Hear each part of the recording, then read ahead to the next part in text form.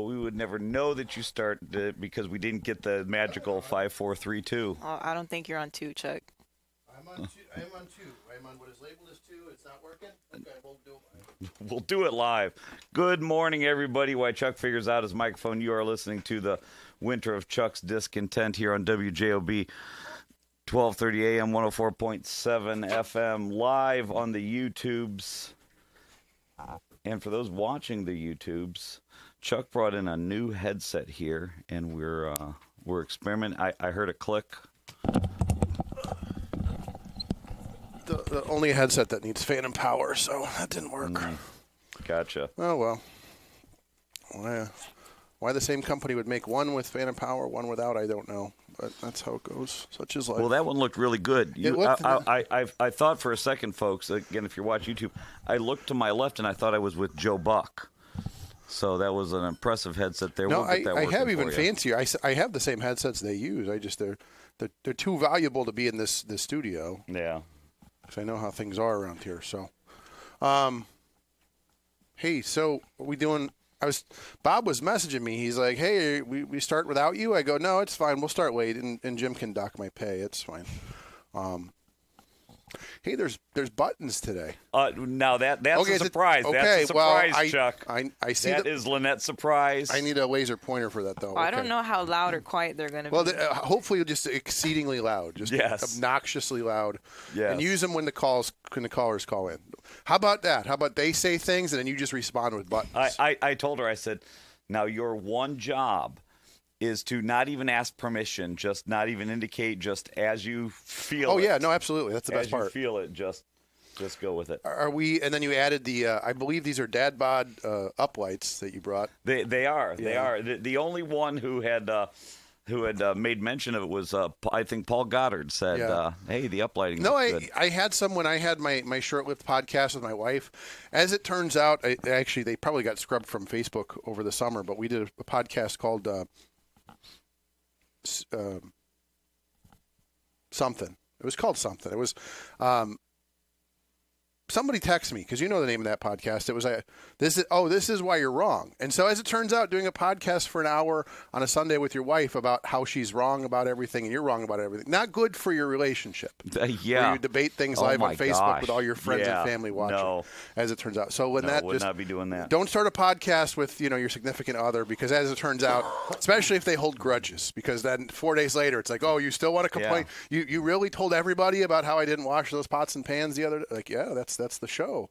So, but I cared more about staying married. So, but that's not why maybe it is why you tuned in. I don't even know anymore. I don't even know why you guys tune in, but I appreciate it. And Bob appreciates it. Lynette appreciates it. The sponsors and advertisers and management of WGOB appreciate it. Mark says my volume is low on YouTube. The YouTube has to be turned up. Well, I don't know if that's... So here's the thing with YouTube. Yeah. For whatever reason, and I don't know, I don't sit in the magic producer chair, but for whatever reason, everyone has been commenting that last week that the YouTube volume is low and that the only solution is just to crank up. No, let's do this live though. So Lynette, do this for me. I'm going to point. The volume knob on YouTube is that far right-hand corner there. Just crank that up. On which monitor? Okay, exactly. The one with us on it, production truck. So the bottom right-hand corner, production truck. The volume knob. Turn that up. That volume slider. What's that set at? So just turn that up a little bit. Keep going. Keep going. Yeah, just crank it up to 11. Let's see what happens. Okay. So let's see if anybody says that's better. So she's cranking up the volume on YouTube, and then we'll go from there. So someone said they tune in for the wit and wisdom. Which day? Today? I don't know. I just assume Friday. This is Monday. This is not the Dabberton show on Wednesday. They're pre-gaming today, standing by for the wisdom of Wednesdays. That sets a good bar. Right. For, Right. The bar slowly goes up as the week progresses. So, but anyway, it's 6:07. We need to get to traffic and weather because that's really what you guys tuned in for. Lynette, by the way, did I mention? I forgot what to text they tuned you. in 8 minutes for. We probably need to start going through school closings and stuff, e-learning days. So I know we've got some e-learnings out there, so why don't we work on that list as well? Most of you probably already know if you're e-learning because you get a text message at like 3 in the morning. But if not, we'll check on that. So Okay, let's look at traffic and weather first. So as far as traffic goes, things are moving along well. This is what I call sort of a well-timed storm. It stormed a little bit, over the weekend. Obviously, I got caught in a little bit of that coming home from Chicago, but it stopped with enough time for the fine men and women of the streets and sand departments, the parks departments, the streets departments, whatever you call it in your community, to get the roads plowed. So I was just telling Bob the last fleet of INDOT trucks were going up the boulevard as we speak. So traffic moving along pretty well in the region. Still a little slippery. Get up early. Make sure you clean off your car. Don't be that guy that causes the avalanche to the guys behind you. But other than that, traffic moving along well. If you're heading into the city, there was an earlier accident in the express lanes. That looks like that's been cleaned up. So traffic into the city moving along well. A little slowdown at the Bishop Ford merger into the Dan Ryan, the merger, as we used to say on the afternoon show. Other than that, things looking good in the Chicagoland area. Surprisingly, no I-65 actually open today. There are no boats on I-65. It is still early. Somebody may decide to take their Seacraft or yacht cruiser or whatever. They may decide that is a perfect day to take my shore cruiser down to Lowell and leave it on in the middle of I-65. So as of yet, no bayliners or shore cruisers stretched across I-65. Lynette, why don't you take a look at the weather for us, please? Good morning, everyone. Today we're at 3 degrees with highs of 9 and lows of 3. It's going to be mostly sunny, brisk, and very cold. And then later tonight should be partly cloudy and breezy. Tomorrow on Tuesday, we'll be having highs of 15 and lows of 0. Breezy in the morning, otherwise frigid with clouds giving way to some sun. And then Wednesday, we'll be having highs of 15 and lows of 0. And it should be bitterly cold with a thick cloud cover. Bitterly, always that adjective, bitterly cold. Dangerously, bitterly, exceedingly cold. So I do know I'm going to put out, I was looking for, let me make sure I've got for sure. So there is going to be an e-learning day here in Hammond today. So School City of Hammond will have an e-learning day due to inclement weather. Monday will be a synchronous live instruction e-learning day for the School City of Hammond. I know Lake Central schools are the same way, correct, Bob? Correct. So we've got an e-learning day. Someone's on here on the YouTubes, Crown Point, Lake Station, River Forest, Gary, Hammond, Tri Creek, Lake Central. They must have gotten up early and watched one of those real newscasts. Yeah, had the ticker across the screen. We got to build one of those. That's. I used to tell people back in the old days because it's like one of those back in my day. So here, follow me on this. You're gonna love this. Back in the old days, we didn't have the internet, we didn't have texting, we didn't have cell phones, and so what would happen would be the schools would call WJOB and leave a voicemail. And my favorite part of this was there used to be a code word like, "Hi, I'm calling from the School City of Hammond. Code word Frosty. Code word Frosty. We are having an e-learning day today," which we didn't have e-learning either because there was no E. We barely had E at that time, so it was just to stay home and build snowmen day. So they would call here, which leave is messages, as it should be, which as it forever should be, and always, right?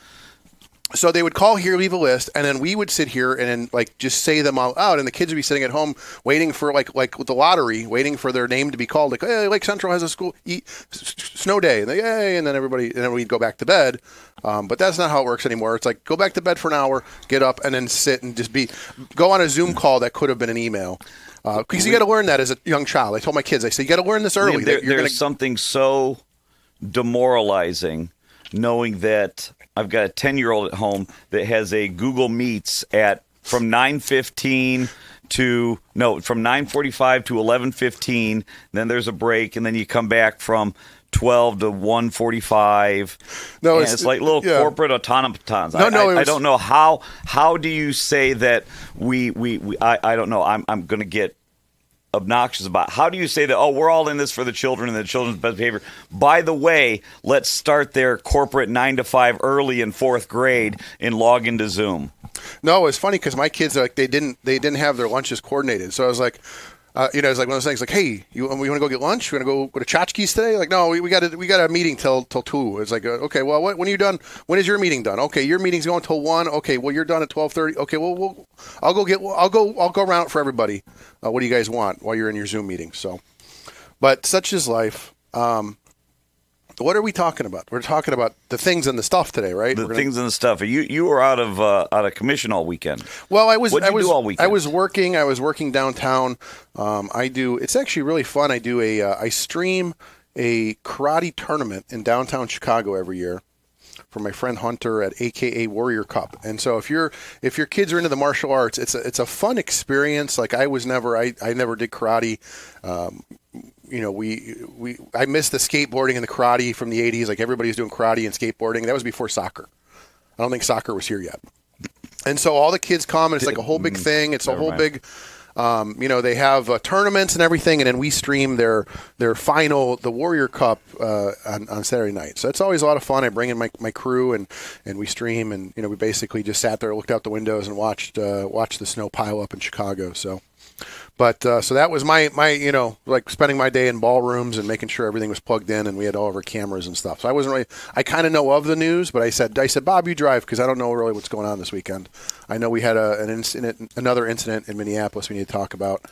But then obviously that's what you guys are here for. You call us at 219-845-1100, and you tell us what's going on, and then we'll talk. We'll pretend that we know what's going on, and we'll talk about it. Oh, so, yes, that's pretending is the biggest thing. We just go, yeah, no, I heard all about that. I know what's going on. So occasionally, sometime we're going to get some fake callers and call, hey, did you guys hear about that alien invasion over the weekend? Oh, yeah, no, I've been all over that. I've been on CNN. As soon as you said, well, growing up, I never did karate. I know who's going to call, like, oh, Chuck, we see you on the YouTube, and it's clear that you've never done karate, and rah, rah, rah. Yes, it's clear. I mean, look at, put it this way. I always tell, so look at Chuck Norris. If you look at Chuck Norris, go, that's a guy that knows his martial arts. Like you would never suspect. I tell people, I said, for all you know, I'm as dangerous as Chuck Norris is. All the Chucks possess that power, where we can do high karate kicks with our jeans on, our jeans and boots on. So.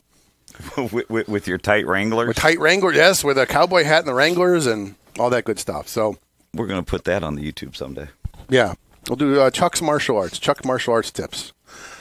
What else? So I told you, I said you're driving today, so drive. I mean, you tell us what's going on. What do you want to talk about? I want to. It looks like we've got a caller. Why don't we just? Do we? Okay, let's do that. Just jump into that. I'm sure they're going to love this. Okay. Good morning, caller. You're on the air. Good morning. Good morning, sir. How are you? Are you guys done having the brain freeze? Oh, my brain's always frozen. This is the best you get. This is it. So you were saying 59 years ago was the 1967 snowstorm. Yeah.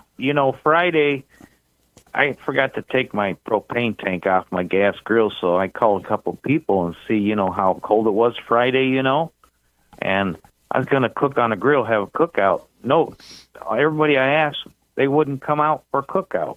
No, that's unfortunate.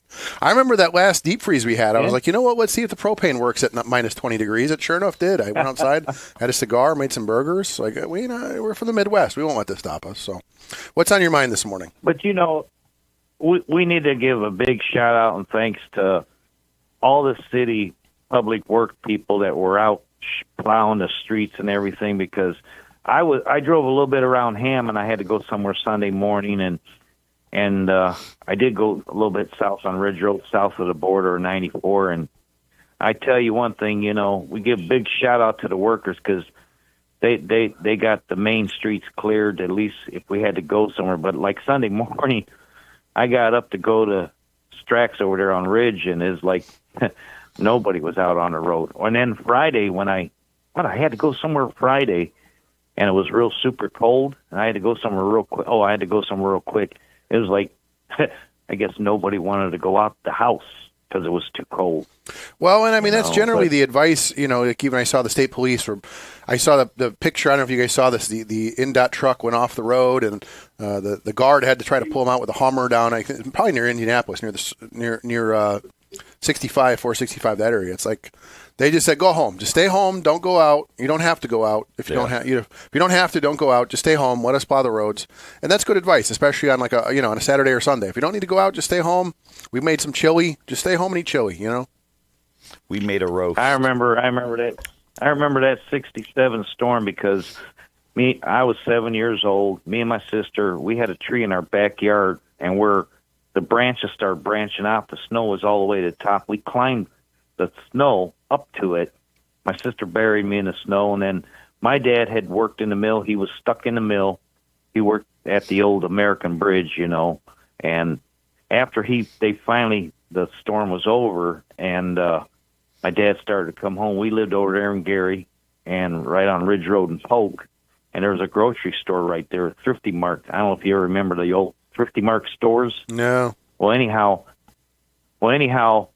nobody could get down their streets or anything, so everybody had to park in that parking lot and then just walk to the house. And then our alley, I remember all of the neighbors on each side of the alley, we all got out and had to shovel and everything just to finally try to get to our garage, you know. And it was, I was only 7, I remember stuff, but I remember my sister buried me in the snow, you know. Well, and that's what the kids should be doing instead of sitting on a Zoom meeting. I'll just be climbing trees and going in the snow, but instead they're on a Zoom meeting talking about something important, I'm sure. But okay. Well, I just wanted to call in. You know, I got it now. I won't probably be calling in anymore like 2 times because due to the cost of my NIPSCO bill electric, my home phone, I can't use too much electricity on the phone because of my NIPSCO bill going up.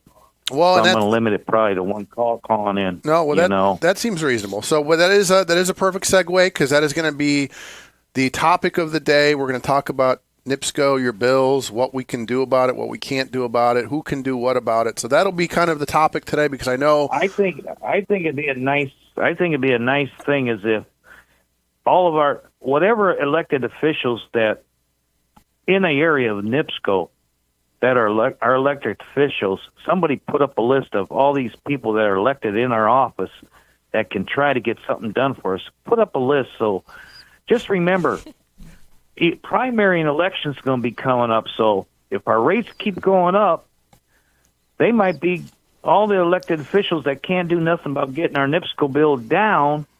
They might be getting boxes and packing up and moving out of their office and get somebody else in that might do something, you know? Okay, so what you're saying here, Trucker Mike has our phones tapped, I believe. I believe he does. I believe he has our phones tapped because that was the discussion on Friday. And so we'll get into that later.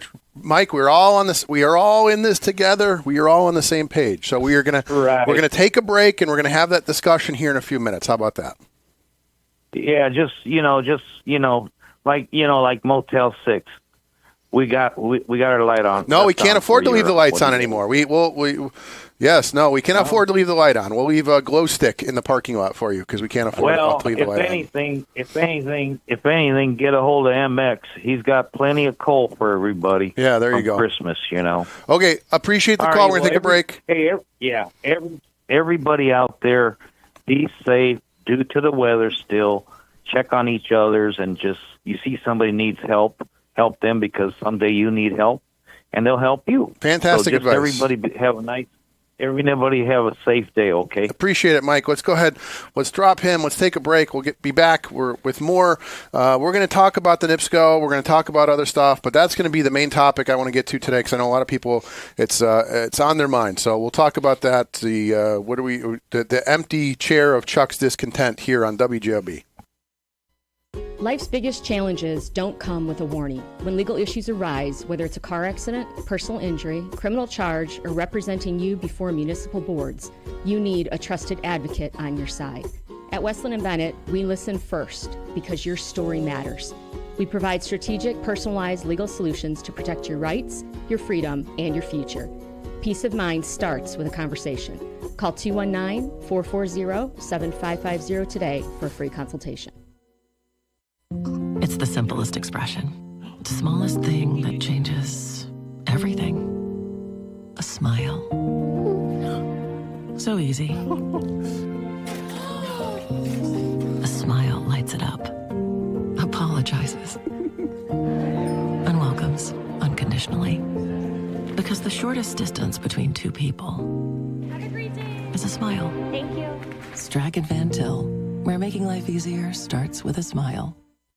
Are you sausage curious? Who's ready for Poland? Big Frank Sausage has the very best Polish food in the region. You had a mouthful of Big Frank sausage? We have a full bar, dine-in, carry-out, delivery, and catering available. I've had a mouthful of Big Frank sausage. I've got a mouthful of Big Frank sausage. 219-378-9556. Smacznego i na zdrowie. Who's ready for Polish? For over 100 years, Roofers Local 26 has been keeping Northwest Indiana dry and safe. Since 1919, our highly trained members have built a reputation for skills, safety, and reliability. With a 4-year apprenticeship and certifications in OSHA safety, first aid, and CPR, we deliver quality you can trust. When you need roofing done right, choose Roofers Local 26, protecting what matters most for over a century. For more information, visit www.roofers26.com. 6:23 here in the region. I forgot to say, Jim likes us to say it's Monday, January 26th, the 2026. Because that's for when we replay this in 78 years June, from now. June 37th of 82. Right. So it is a Monday morning. Chuck and Bob won that here with you on a Monday. We're going to get into the NIPSCO stuff because I know, again, that's a big topic of discussion. It's on a lot of people's minds. They're getting it is, and I do have to Mike's point. I do have some comments from an elected official side. What we think about it. And hopefully you're against it. Otherwise, it's not going to be good. Otherwise, it'll be a very bad day. So let's start here. And I was hoping usually Walt calls in early. Walt and I can kind of get this kicked off. So if he's ready to call in, if you're up this morning, Walt, give me a call because I want to start here. So obviously, why don't you can you pull up the history of the IURC rates and everything like that? I know the number that was in my head was 17% or something like that. But so what we're seeing that there's these Facebook groups like the one my friend started called NIPSCO Madness, and people are sharing their utility bills. And so a lot of this issue is the delivery costs. And again, all of this has been approved. So, we have a regulatory commission here in the state, and they are not just arbitrarily setting rates. So we have commissions that decide, can you raise rates, can you not? There are meetings that hopefully people go to. I've gone to the meetings. Here's the thing, though, Bob. All these people go to the meeting. I have yet to have a person go up at the IURC meeting and go, you know what? Go for it. I would love to pay not a single person comes up and says, I'm in favor of this, yet they always seem to get approved. So that by itself is a problem. And I know a lot of people, you guys are posting, you go to opensecrets.org and you say, well, this guy took money from NiSource and this guy took money from NiSource. And yeah, that's what they do. They all took money. And that's part of the deal. It's part of the game, and that's how it's played. One of the things that I wanted to start with, and before I sit here and say this is Chuck trying to justify why they did this, I was thinking about this earlier. Have any of you looked at the price of silver lately? Bob, have you been following the price of silver? How it went from nothing to what are we at, 90 some bucks now? Oh no, we are at $110 as of this morning. Okay. So silver prices for some unknown reason. For some completely unknown reason, silver is up. And you even look at the 5-year history on that, and it just for some reason. Well, and so here, silver is up 42% in the last month. It's up 55% on the year. I don't know if I can look. I think I could do the same for copper prices. So if you look up copper prices, let's see. Copper prices are up 2% in the last week, 3% this month. They're up 7% in the last 6 months. So, let's look at this. Copper prices are up 68% in the last 5 years. So here's the thing. Well, from a year ago, okay. So from April. Now, if there's one day that it hit above 30, send your letters. That's fine. But basically, from April of last year until this tracks back 5 years, it never went over $30. Right. There might have been a day or two where it did, but it never went over 30. And then all of a sudden, now we're 109. So here's the thing to remember. And again, and I know everybody hates it when I say this, but I'm going to talk to you about the national debt. We're going to start there because it's important. Here, I'm going to pull it up real quick. Lynette, you missed the sad fail noise. Did I? On your... Do you have the prices right? But either way. So the national debt currently at 38 trillion and some change. Okay. So here's the thing to remember. The debt going up means that your dollar is worth less. It does not go as far. the price of silver, the price of gold, the price of commodities stays relative, and to the point that one of the graphs I once saw was the same amount of gold buy you a suit. Would buy you, well, no, it'd buy you the same amount of gold that would buy you a house in 1950 would buy you a house today. The point being that your dollar is the value of gold is almost like a fixed commodity. You have a fixed price, that's what it's worth, but as your dollar becomes worth less because of the debt, because again, M2 money supply chart it's a Fred chart, you can look it up right now. As your money is worth less, the cost of goods goes up. So again, I run a small business. I've had to go buy copper pipe. I've had to go buy copper wires. I've had to go buy lumber. That's the reason that your home insurance has gone up, because the cost to rebuild your home the way it is has gone up astronomically because the cost of those goods has gone up. And so what we see is that the cost of everything will continue to rise as our dollar is worth less, right? So to not to justify what NIPSCO is doing, understand that every time NIPSCO wants to replace a wire, every time NIPSCO has to replace a transformer, some piece of equipment that uses copper, silver, etc., the cost of that equipment is going to go up, right? So just like every other business, just like my business, the cost of me doing business, the cost for them to do business has gone up, and that's not their fault. What they do control is how much to raise their rates. And so when you talk about why did their delivery charge go up, well, the copper wire, the delivery charge is they buy the electricity, they buy the gas, or they generate it, and they have to transport it through a pipe, through a wire. The cost of that wire has gone up. The cost of that infrastructure has gone up. Why has it gone up? Because you vote for people that go to Congress and promise you free stuff and say, this is what I brought back to the community. This is how much money we spent, all this money on programs. We spent all this money we bought some new fighter jets. We bought some new bombs. We sent some missiles to Israel for the children, everything for the children. And our debt is $38 trillion. And now everything is worth less. Copper is up 68.23% over the last 5 years. So the cost. So again, I'm a guy that replaces wires. I always get a permit, Bob. Always get a permit. You better do that. I love my permits. The cost for me to run new wires at my house. I recoppered my old house in Munster. I got so many permits. Yeah. The cost of me doing that. I remember going and getting a piece of copper not too long ago. It was $100 a piece. I'm like, that used to be $20 a pipe. My poor son, I'm like, I remember when that pipe was $20. I remember when that spool of wire was $20. Now everything's $100. So again, I'm just some guy, working in my basement or working on, whatever. I can't imagine, even like the South Shore, how much copper do you think they spent? $10 million on wire, I'm sure, And so all of these projects, all of this stuff is going to inherently cost more because the cost of that raw materials has exploded, right? That doesn't justify it, but I'm saying that is the world that we live in. That is where we are. The cost of doing anything, building a new business, you're replacing lines, recoppering a house, everything is going to cost more because our dollar is worth less. And this is something that I know, I've been on these airwaves for how long preaching, like this is the back end. This is the consequence of those trillions of dollars in debt that we've gotten ourselves into, right? And there's no getting around it at this point. So our cost to survive, our cost to exist on this planet, in this country, is going to continue to rise as long as we continue to increase our debt.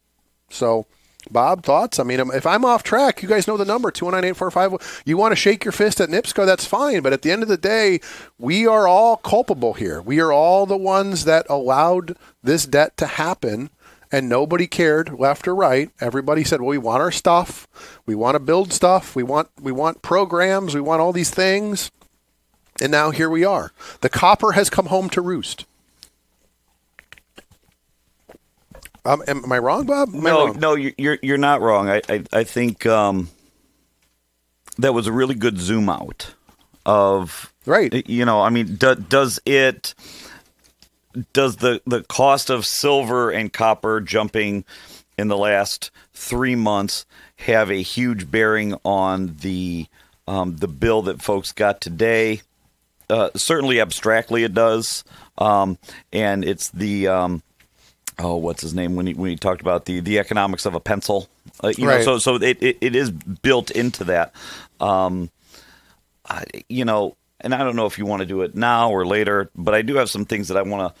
Yeah, we'll wait till the 7 o'clock hour. Say about the elected official side of things, because I've spent since the middle of last week. I've had phone conversations with just about everyone. The executives for many of the local municipalities trying to figure out, what do you say when you can't do anything? So understand, before you go to your council meeting and say, why, Bob and every city council, county council, nobody has any control. There's how many on the IURC? Like 5 people on that board or whatever? Yeah. I don't know. There's a handful of people in this state that get to decide NIPSCO's rates, right? And so they're the ones that allowed the rates to rise. But it also, you go to these meetings and say, look, I have to, my cost of prescriptions, you make a passion plea to not raise your NIPSCO rates. But then also NIPSCO comes to them with charts and graphs and says, look at the cost of, the cost of copper is projected to go up. We have a number of projects that we need to do. And every month, the cost of doing those projects goes up. The cost of the materials to do that project over the summer, like where I live, they were replacing the high voltage lines, all of that steel, all of that copper. The cost of that goes up exponentially every year that you don't do it. Tom on Wednesday was talking a lot about Florida. He was saying, oh, well, in Florida, everything, Tom comes on here in his shorts on Zoom and says, oh, from Florida, everything's buried here in Florida. Well, there's a reason that everything's buried in Florida, because every few years a hurricane comes, wipes it out, and then you get federal dollars to do that. NIPSCO hasn't had that. NIPSCO hasn't been in a position where, we had a natural disaster that wiped out the grid and they got federal dollars to replace it. So again, that's a little bit of a different situation because Florida has that option. Every once in a while, a community gets wiped out and they have to rebuild their grid. And okay, and we got federal dollars to do it, so we might as well do it the right way now. NIPSCO, again, just like when you go outside this studio in Hammond, this is 80-year-old infrastructure, right? And so at some point it needs to be replaced. But if they don't have the money to do it, they're going to replace it when it fails. Just like then that's just the reality of the nature of business. So, but let's get back on track. So, Bob, you've been reaching out to communities, and so again, there is very little that the councils that don't go to your town council meeting and go, you guys did this, because they didn't. But I also told what I told Bob last week, and I know Paul Goddard's been posting about this, and everybody's been talking about this. There's these groups have been talking to the news from Chicago to South Bend to wherever, and we all agree that this is more than the average person can bear. It's again, it's not happening in a vacuum. Your cost of living has gone up, and this is just one more thing. And that's always what I heard at the meetings. It was like, look, yeah, I know NIPSCO has to raise it, but I also, my cost of medicine's gone up. I'm going to fix, and I meet these folks all the time that are on the fixed incomes. It's like every single thing is just like one more, it's like I'm out of money. The Social Security is not going up 10%. It's going up 3 or 4%. Your cost of living is going up 8%. So at a certain point, now you're at a breaking point as an individual. Like, what do you do? And I mean, to your point with medication, quite literally everything is going up. I think the only thing that's cheaper now than 5 years ago is a TV. But everything's going up. So I reached out to several communities, Republican communities, Democrat communities, having conversations with their council presidents, and we all agree there is nothing that on a town council level, on a city council level, there is nothing that can be done. Right. There just isn't. There's not some magical resolution that we could all pass to say, hey, NIPSCO, we're just not going to pay this rate, or we are the resolution from Munster says you now have to reanalyze your rates. There's none of that. It reminds me of like when Berkeley, California passed a resolution against Israel. It's like, good luck. Why don't you head over there and show it to them? Yeah. But so the conversation ended up being, we don't want to do something just stupidly symbolic. Maybe some folks do. I've just never, that's not been my thing. But to say maybe there's some way we get together, and I will teasingly say this: write a strongly worded letter and shake our fists at this guy, only to say that look, we're elected, but we're also in the communities too. I got my bill. My bill's $100 more now than it was a year ago. Well, I was going to say that the town has a NIPSCO bill too, and our town NIPSCO bills. When you get your NIPSCO bill for the house, it's $300, $400, $500, $600, whatever it may be. Our monthly bill is in the thousands. In that everything we have. I mean, the electric bill for our sanitation department is in the tens of thousands of dollars. So I'm saying again, let's say you spend $1 million a year as a community at least. Now your costs have gone up 17% as well that you have to budget for. They have gone up, and I remember Chuck, easy. I'm going to buckle you in for this one. Even when we were having discussions with the Lakes Central School Corporation, during that referendum, that is a cost that has grown exponentially. I mean, can you possibly imagine how much it costs to heat and cool one of these new high schools? Right. I mean, as much as you've seen your cost for your own house jump from, some folks are saying, hey, I used to have a $300 bill and now it's $500 or $600. Just imagine the tens of thousands and where does that money come from? So what you're saying is there's going to be a NIPSCO school referendum coming up soon. It's like we need another referendum to pay our NIPSCO bills. Just for the NIPSCO bills. But again, that is just stating the facts. That's not a justification of everything, but everything. And then it goes back to, if the town of Dyer receives X amount from the residents, at some point when those bills, like a NIPSCO bill, increase beyond what the budget is, that money has to come from somewhere. Right. So it's either in the form of an increased tax on the residents or a reduction in services from somewhere else. And everything just goes back to coming in some form or fashion, taking money out of your pocket. Right. And so, again, I hate to sit here and say, I mean, again, like I told you, so doesn't do any good. It doesn't do any good. But we saw all of this coming. And this is what I kept saying about the debt. I always joke I've been on these airwaves for, $18 trillion. And every $1 trillion, I go, this is going to get worse. This is going to get worse. And people, I always used to joke about the tax. I said the costs are going to increase until they hit 100%. I mean, that's the whole thing, is that there is no, where does it end? Where is the cap? Unlike our state that has the 1, 2, 3 tax caps, there's very little taxes that have a cap on it. I mean, again, even, when you look at, I used to argue with people about how high your taxes are. I say, you're looking at how much comes out of your paycheck. You're not thinking about how many taxes do you pay for a gallon of gas, how many taxes are on your phone bill, whatever. Like this is a point. Okay, we got to take a break. Why don't we take a break and I'll get back to my point. Anxiously hang on.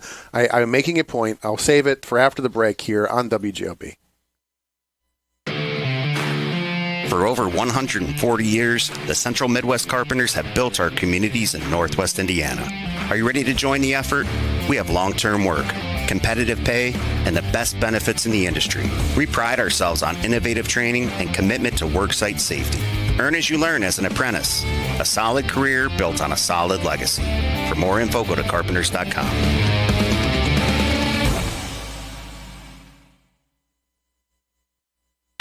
Looking for a place to enjoy great food and great games? Head to Doc's Barbecue in Dyer. Indulge in Southern-style hickory smoked meats served in a fun, welcoming atmosphere. Want to catch the latest local Jet TV basketball games? Just ask and they'll have it on one of their 15 big-screen TVs. Whether you're here for the food, the fun, or the hoops, Doc's has something for everyone. Stop by Doc's Smokehouse on Calumet Avenue in Dyer, where flavor and sports come together.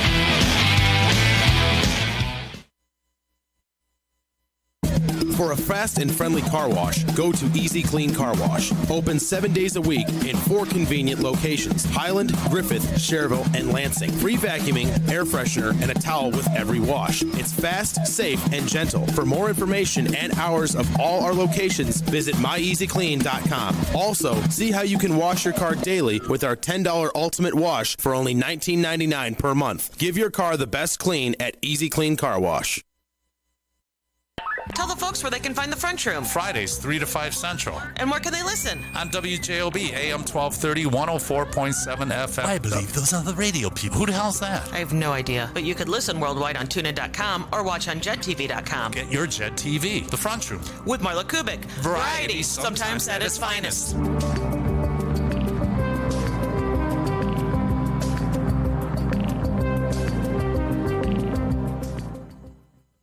.643 here in the region. We are back here on a Monday morning. I was trying to turn the heat up, but I was like, I think Jim locked it out. He's like, no, we're not turning the heat up in the studio. It is, you will live with 60 degrees. We're talking about NIPSCO today. We want to hear from you guys. You know the number. I just want to butt in real quick. Yeah, you got something going on? We're supposed to do traffic. On 511in.org, that is INDOT's traffic-wise. They're stating on 80 eastbound at mile point 11 that there's a crash between Indiana Street and I-65. Left lane is closed eastbound on 80 at mile marker 11. Why don't we do traffic and weather real quick, because I know that's what you guys tune in for. I do not see that on my map yet, but they're also stating that at the state line on 80 westbound, just at Munster, at mile point 0, that there is debris on the roadway at white fluffy debris. Yeah, we knew that. Thank you. Yeah. So just sorry, Chuck, didn't want to butt in, but no, that's fine. Let's butt in, because that's what people are here for. They want to hear about traffic and weather. So why don't we do that? So Bob mentioned those issues. 80 eastbound between Indiana Street and 65, and 80 westbound just coming over the border or going from Munster. So other than that, things looking good here in Indiana. In Chicago, there was an earlier incident on the Dan Ryan inbound in the express lanes. So things a little slow on the Dan Ryan. Things a little slow on the Bishop Ford.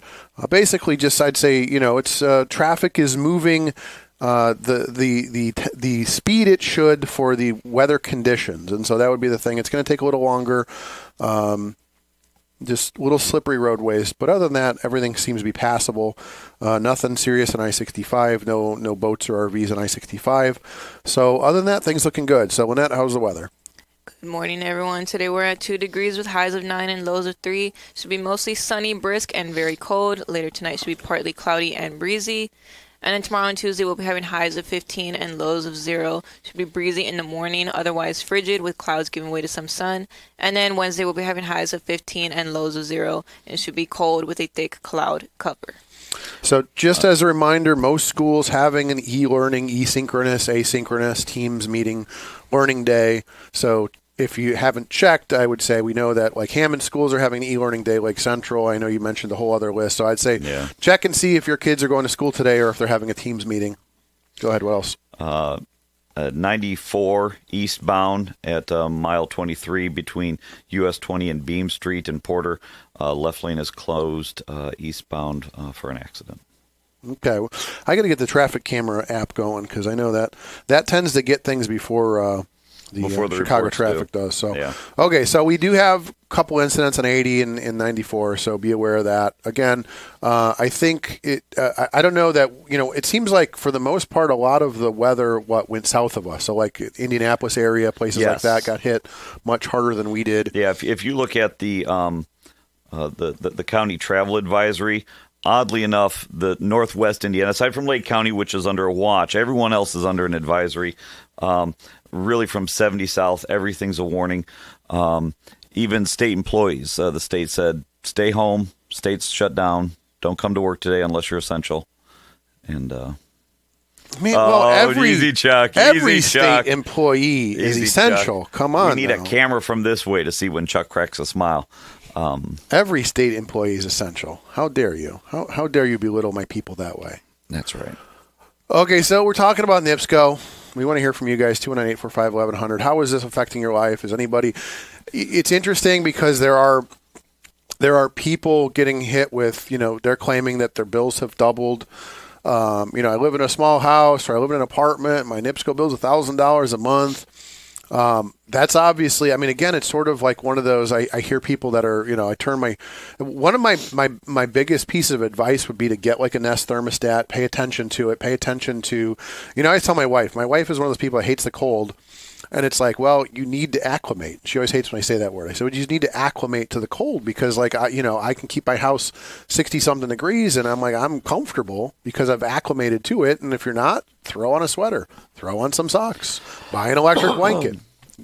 So, one question that I would have for any of you guys that have these massive bills, right? It's easy on Facebook, and again, none of this is to defend any of these price increases. They're just questions out there, because the context of what I know is I've got a house that is a 1970s bi-level, maybe 1,900 square feet, and we have always kept our thermostat at maybe 65 during the day, down to 62, 63 at night. But that's just how we're fine with that. We have zero. Now in the summer, I like to keep it the same level of cool. But in the winter, we don't have massive bills. I think our last bill was maybe $350, which don't get me wrong is massive, but compared to some of the folks out there that are posting, hey, I've got these $600, $700, $800 bills. I'm just curious, not in an accusatory way, but I'm just curious, like, what do you have to do to get one of these $600, $700, $800 bills? I mean, is it I've got a 3,500 square foot house. We like to keep it at 73 degrees. That at least adds some context for me. Well, and that's what I wonder. I think there are people that got used to cheap energy, so it's like just set your thermostat to 72 year round. We don't care how we have a drafty house, old windows, all that kind of stuff. You have one of those houses with no insulation. And you just keep it at 72, and you got a $200 NIPSCO bill, and it is what it is. And now all of a sudden that NIPSCO bill is $600. Yeah. And I think that's part of it. I think that's part of it is that people just got used to, just have that old school rotary thermostat, set it to 72 year round, and just it is what it is. You pay your NIPSCO bill, and now you don't get to do that anymore. Now, as I said, you got to get into the Nest. You got to start tracking that stuff and saying, hey, can I get it down to, 60 at night or whatever? And that's, again, I love that technology because I can sit here and go, okay, well, we're home on Saturday, or I'm, the kids are here, the kids are home today, so I can just set the thermostat higher, and then eventually the program will kick in and put it back down. I mean, that's sort of the thing is you need to look at that technology. So I know we're getting some phone calls, people are chiming in, so why don't we get through some of those? So good morning, caller, you're on the air. Good morning, gentlemen. Good morning. How are you? Good morning. I'm fine. I'm very blessed today. I woke up. The thing is that you just have to cut back, but the thing also it is too that here in Lake County we just can't let the officials do whatever they want. They want to add this, they want to add that. They don't do this, and that's how it works in Lake County. And it's time that we stand up and said, hey, we pay our taxes. Let's get the jobs done here. Let's stand up for us. It's like the sheriff. He spent $300,000 playing around, which he could have added to Lake County, and he didn't. Is that okay? Maybe we could protest that. You know what I'm saying? But I've been a single mom and always been very frugal about everything. So my bill's still pretty cheap. Well, if you want to carry on the $100, handling where they got to carry a fee, which is ridiculous. But they can do whatever they want, and it's time that we stood up. It's time. And then I have one more question. Yeah. And don't take it that wrong way because I don't know the answer. Uh-oh. Is Dave Kuziak okay? Because I haven't heard anything about him. He is okay. I ran into him not too long ago. He is taking some time off, and okay. I mean, I know. I will just say that everything's on good terms. So I don't know. At some point. I'll let maybe ask Jim about it. I don't want to speak for Jim, but I know that he hasn't gone away and he's doing well. And maybe I'll check in with him and say hi at some point. But yeah, he's they're just sometimes you just need a break. I've needed a couple breaks doing radio, and maybe sometimes during the day. Sometimes during the day. But so everything's. I'll just say as far as I know, Kuziak's doing well, and we should hear from him again here soon. Well, I was just concerned that it wasn't medical. No, he's doing well as far as I know. His health is doing well. That's it. And yeah, we should. I would not be surprised if he pops up. I mean, after I saw the ratings on Friday, I saw the feedback from Friday. I think he's going to come back sooner than later at this point. Yeah, you saw how things because go without him. I watched it. I tried to watch it Thursday and Friday, and no offense, or any harm to or to slaughter the guests, but it's like, I just felt like I was in some type of schooling listening to this stuff, and I'm 67 years old. It's like, it's just you got to pop it up what's going on in the world today in the area, and it's nothing to it. Adriana or anyone it just wasn't my cup of tea. I'll just say that. Well, and that's why we like to have the variety. I mean, we have the variety here during the week, and there are some days, and I like Wednesday. Yeah, well, Wednesday. Everybody loves Wednesday. It's everybody's favorite day, right? Yeah, even right, Lynette. Hey, Tom Deverton is amazing. He he tries to be like the referee, and he doesn't attack anybody, and he knows his stuff. But it's like, I understand, these young people wanting to come in and, get their feet, wet with being, guest. I understand that, but it just wasn't my cup of tea on Thursday and Friday. And we need something here in this winter here to get me going. Right. No, I get it. I agree with you. So, okay, thanks for the call. I appreciate it. She makes a good point. If it were up to me, single moms that had to stretch the dollar, single moms that raised 3 kids. I'm like, okay, what do you want to run for? You want to be a county councilor? You want to be like you are the one that because again, I always feel like when when you hear about these controversies here in the region, it's like, why did you ever think that you could, take money from the soup kitchen to go gambling, or what? Why did you think that you could do that? Why did you think that you could take that check?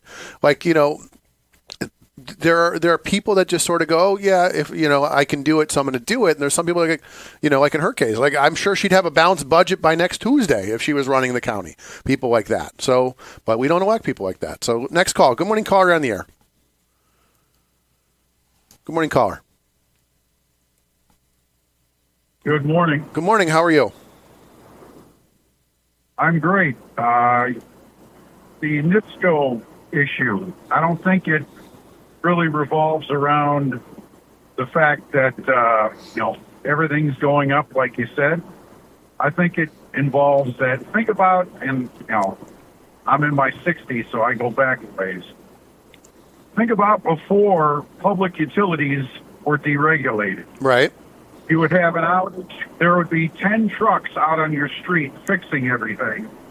Everything would get fixed quickly, and everybody would be satisfied with their service. But you're talking about it costs more to replace, to repair, to upgrade. This is all true. But the problem is it's a public utility. The only problem is the service is actually going for the profits, which a public utility realistically shouldn't be profitable. It's there for the service of the public, not to make a profit. And that's where the problem is. They're more concerned about their stockholders, their shareholders, than they are about the people who actually need the service. Now, everybody needs electricity. Everybody needs gas. Everybody needs, water. But back when the municipalities were in control, things seemed to be a little bit, even if they weren't more efficient, they were at least less expensive because it didn't matter that they made a profit. Break even was the goal. And when you're looking at the fact that now you've got these, mega corporations running power grids across 8, 10, 15 states, and then you look and they're on the stock market.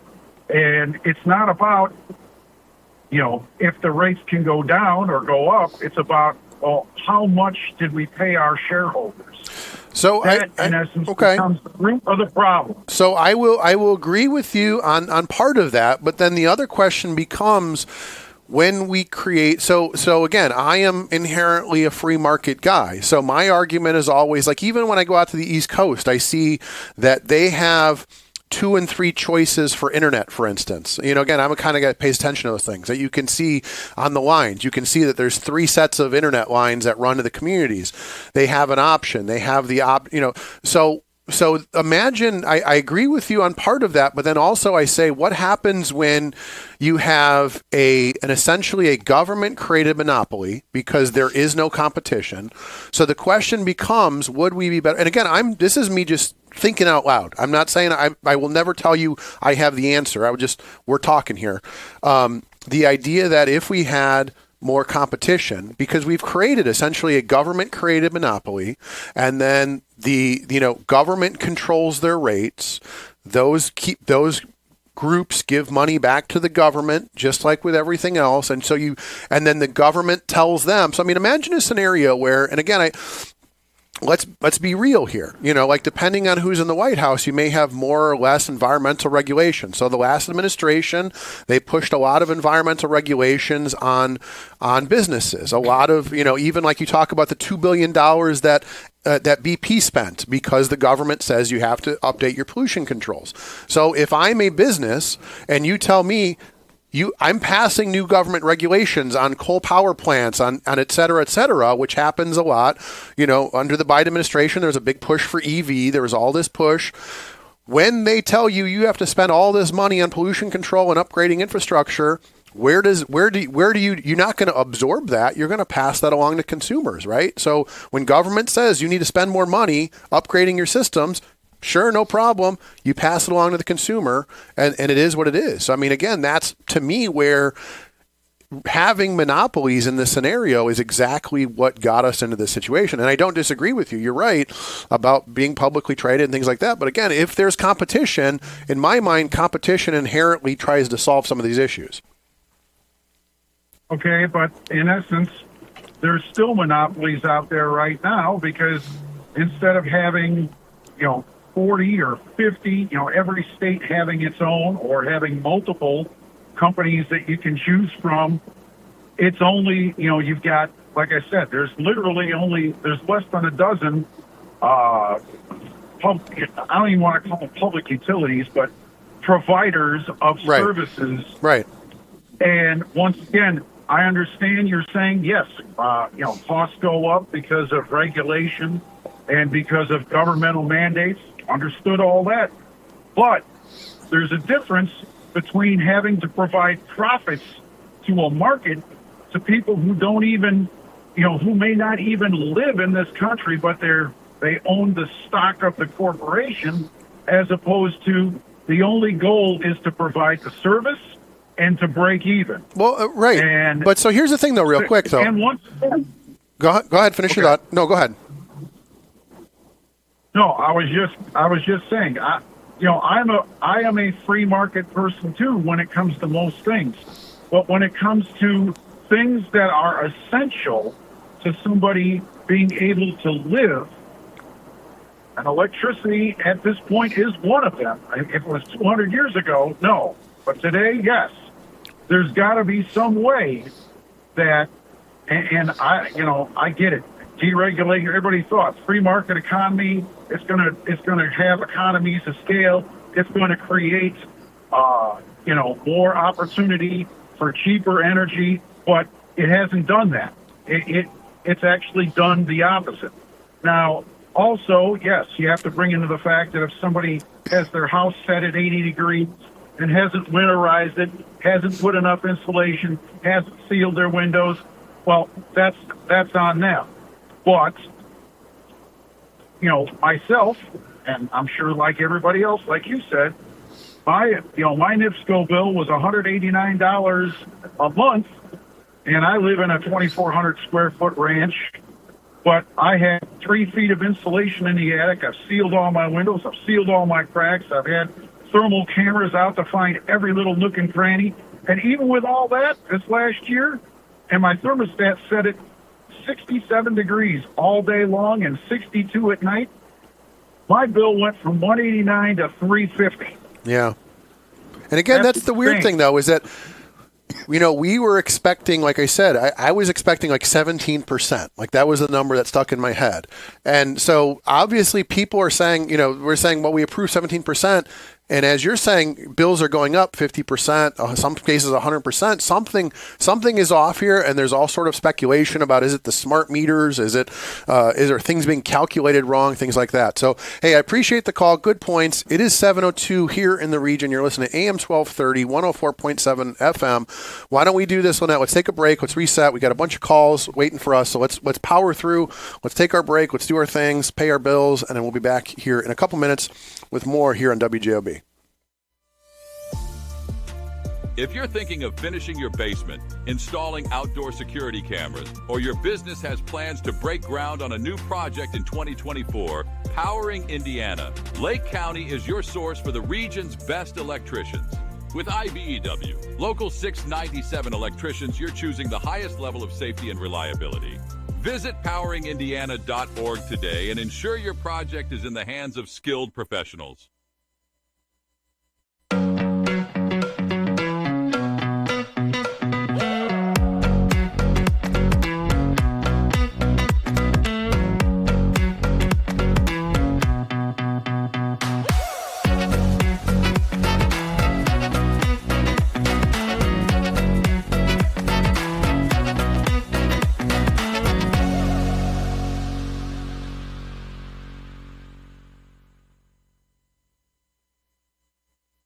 Have you ever considered becoming an iron worker? Local 395 is now accepting applications for their apprenticeship program. Go to ironworkers395.com. Look under the training section, click on apprenticeship, and scroll down to the application. You must be 18 years old, have a high school diploma or GED, and you must be physically able to perform the work of the trade. Find out more by calling the apprenticeship school in Lake Station at 219-962-7675 or visit ironworkers395.com. Do you like to work with your hands, creating something from nothing? Then think about Laborers Local 41. You'll get 432 hours of apprenticeship training, all while earning a wage with benefits and incurring no student debt. You'll travel to different job sites, learn tons of skills, and in a lot of cases, be the first one on and the last one off a job site. It all starts at laborers41.com. 7:04 here in the region. You're listening to Chuck, Bob, and Lynette here on a Monday morning. Let's get the traffic and weather, and then we got a whole bunch of phone calls to take. So taking a look at traffic, we had an earlier incident eastbound 8094 just past I-65. There's an accident on the left shoulder. Bob, why don't you, grab your traffic and just kind of take a quick peek, see if you see anything I don't. So we had that earlier accident on 8094. Bob was also saying there's some debris in the road westbound at about the state line, so be aware of that. If you're heading into Illinois, you've got sort of the usual. Looks like the Bishop Ford just moving a little slow, which happens. It gets icy on the steel bridge and stuff like that. Bishop Ford a little slow. Dan Ryan a little slow on the south end due to an earlier accident in the express lanes. But overall, just a little white traffic there on Dan Ryan Bishop Ford. Rest of Illinois looking good. Bob, was there anything else that you wanted to add weather traffic-wise? Same two things as before. 80 eastbound at mile marker 11 between Indiana Street and I-65. Eastbound, look out for a crash there. We also have 90 eastbound between 20 and Beam Street. Look out for a crash there. Left lane is closed eastbound on 94. And let's take a look at weather. Good morning, everyone. Today we're at 2 degrees with highs of 9 and lows of 3. Should be mostly sunny today, brisk and very cold. And then tomorrow and Tuesday we'll be having highs of 15 and lows of 0. Should be breezy in the morning. Otherwise frigid with clouds giving way to some sun. And then Wednesday we'll be having highs of 15 and lows of 0. It should be bitterly cold with a thick cloud cover. Thank you. Appreciate that. The last caller did say something important that we haven't mentioned that I found very useful. He had mentioned the thermal cameras. So that is something where, like, Bob, if you're, as a council, I mean, obviously, I'm the last person to say that we need more government, but one of the things I would say is probably we need to start giving people tips like that, like the idea of having a thermal camera, because you never know, I found that with my front door, like the seal had worn down and you don't see it. But then when you throw that on a thermal camera, even like one of the things they say is, and again, this is like one of those, I'm not going to go too far off the rails, but like, I should be able to get, why can't I get a thermal camera from the library? I should be able to check out a thermal camera from the library, and they say, especially like on a rainy day, they have cameras that you can use. So like imagine you go into your attic on a rainy day and use a thermal camera. You can find leaks that way. So I mean, stuff like that you don't think about, and a lot of people like never thought of that. But something like that, you go in and you go, oh, look at that! I need to replace the weather strip on the front door, or that that window isn't sealed. Stuff like that could save you $10 or $20 a month just right there. So I mean, there's even other indicators. I mean, the goofy ones. So we've got a bay window in our front, and you can sit there and you can feel a draft. Yeah, I know I need to replace. You can feel it, but where does it come from? Though is the problem, and the thermal cameras help with that. If you pull out of your driveway and you look up, and your neighbors on either side of you have snow on your roof, but you do not have snow on your roof, right? You have an insulation. Or you're problem. growing weed in the attic. I mean, either way, you got to be careful. But yeah, I mean, good point. Like you can see where there's missing insulation in your attic or something like that. So I mean, again, those are little things that can add up. And I don't know. Maybe we need to see if there's a guy that does thermal cameras. Reach out. We'll have him on the show. Talk about that. But I mean, stuff like that. Those little things. If we didn't have cats, I'd be putting plastic in all our windows. But the cat's like, oh, look at that. Yeah. So you can't. That doesn't work so well. But I mean, and that was such a huge thing. Even in the 80s growing up, I remember you'd put the plastic wrap on the windows. You did more things back then than. Well, and maybe we need to go back to that. Maybe that's the stuff we need to go back to. So, okay, maybe we can get some Monday morning show branded weather stripping. We can put our face on your window and put plastic wrap. Okay, let's take some calls. Good morning, caller on the air. Good morning. Winter of Discontent. Chuck's Winter of Discontent window wraps. I mean, come on. Why not? WJOB. I mean, I'll just start selling all this. I'll have like a truck. I'll drive down the street going, Hey, man, you said you love capitalism. That's the way to go, man. At its finest. Hey, so what's on your mind? I'm listening to the NIPSCO discussion, and I'm like thinking to myself, everyone's wanting to blame NIPSCO for this, but we have some blame to accept ourselves because – you're talking about going to different towns and cities in Northwest Indiana, and you don't think there's any, there's nothing good to happen from that because what are they going to do? Well, I can tell you one thing. You could ask them if they would be willing to have a generation plant in their town, and I'll bet you 99% of all the communities in Northwest Indiana would say absolutely not. I don't want that in my backyard. Right. This region is loaded with NIMBYs. Not in my backyard. I was younger, probably in high school or even younger, when I remember they got the nuclear power plant shut down, or it didn't even get off the ground. It was in the process of being built. But could you imagine, if we had that nuclear power plant built 40 years ago, 50 years ago, right? We'd have unlimited supplies of electricity and power. And Chuck, it's way more than the cost of copper here. We are importing well over 60%, 70% of our power via transmission lines. And let me ask you, if you were to make those Winter of Chuck's Discontent window frames yourself, would that be cheaper than if you bought them from a third party and you were the middleman? Would they be cheaper?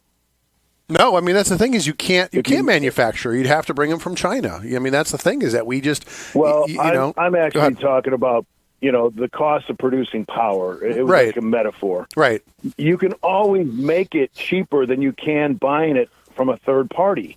If you're the middleman, you cannot make it. You cannot sell it for cheaper than making it yourself. And that's what I've never understood about NIPSCO's plans to shut down all their generation plants. And the only reason we don't have all the power generation plants being shut down is because President Trump stepped in. And he made a brilliant point at Davos this week. You can look around China.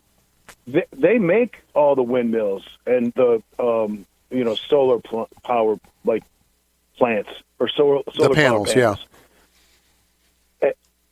Do you know what percentage they actually use for their own generation? Probably none. I mean, next to none. They export it all and they just burn coal. Actually, surprisingly, it's about 15%. But my point is, Western Europe is doing way more than that.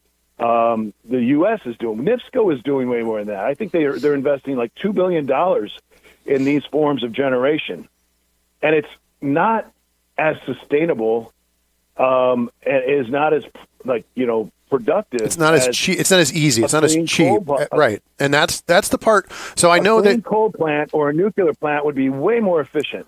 So I know. I remember I was listening to you and Tom talk about Davos on Wednesday because again, I think a lot of this. A lot of this sounds conspiratorial, but a lot of this is all interrelated. And I don't know, did you watch the James O'Keefe video from Davos yet? Oh, where he was in a lot of wig, yeah.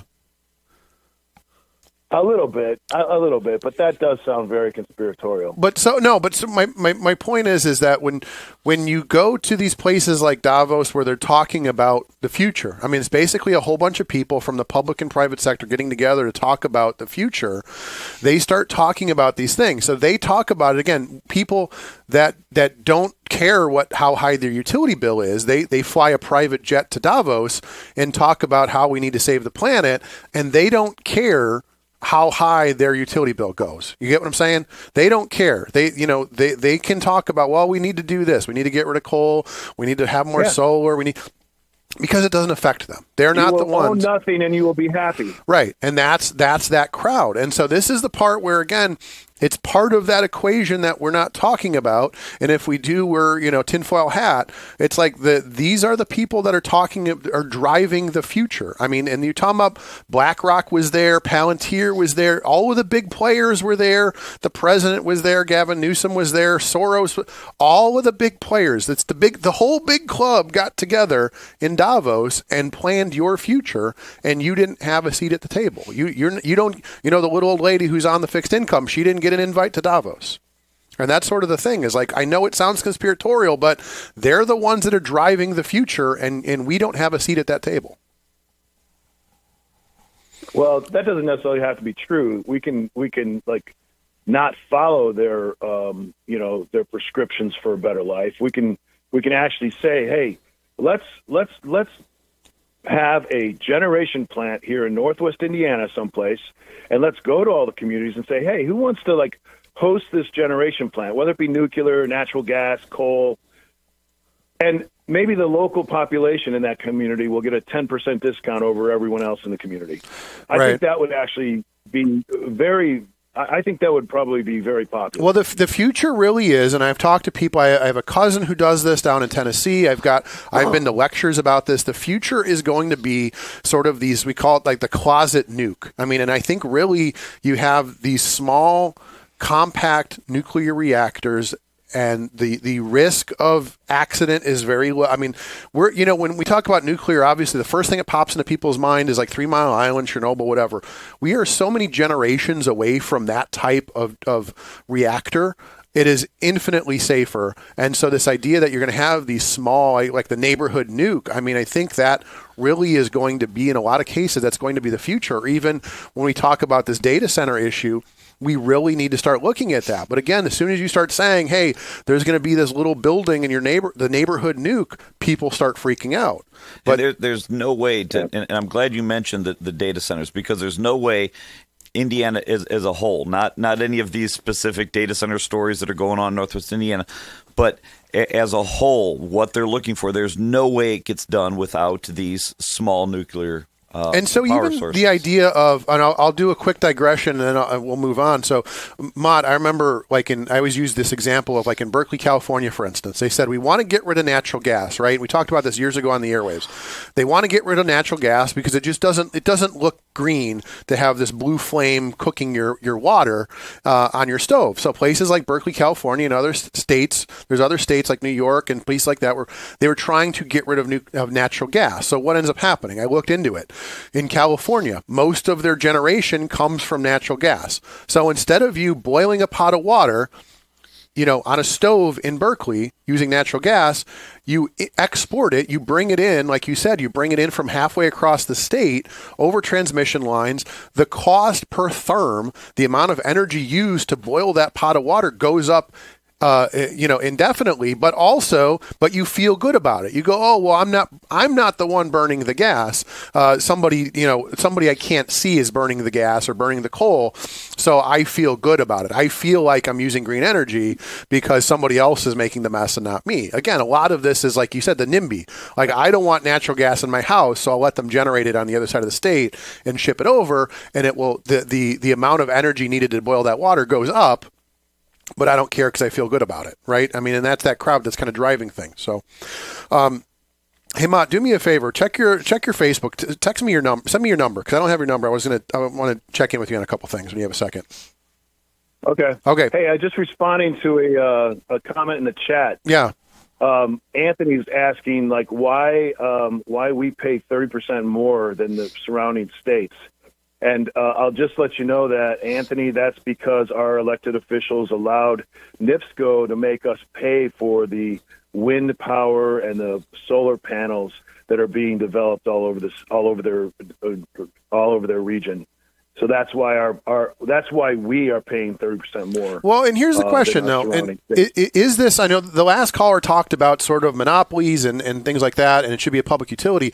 I'm pretty sure that we have third parties. So, I mean, it's not like even the windmills. Are those directly owned by NIPSCO, or is it another party? So when you talk about, he was talking about stock prices and, shareholders and stuff. I have zero doubt that there's 14 layers between. Right, and that's the whole point, is you end up just like government bureaucracy in these businesses. You create these subcontractors, and it's funny because people always, I spend a lot of time down at Indiana Beach, and they're always putting up a new windmill every time I drive through. Everybody's like, look how green that is. Like, have you ever seen how many diesel cranes, how many, a diesel train delivers that thing? A bunch of guys in pickup trucks have to go. Like, have you ever seen how much diesel fuel goes into the amount of concrete?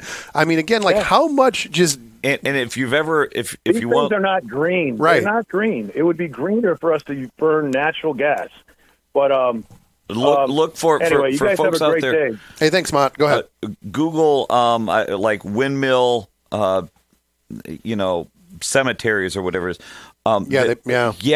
Because they can't. You just don't grind this stuff up. I mean, they have massive fields where they just put all the blades. Because these things aren't meant to last forever. I've seen studies, and again, all of this is controversial because people don't accept it. I have seen studies that say when you factor in again all of the energy that goes into erecting a windmill, it has a 30-year ROI, but a 25-year lifespan.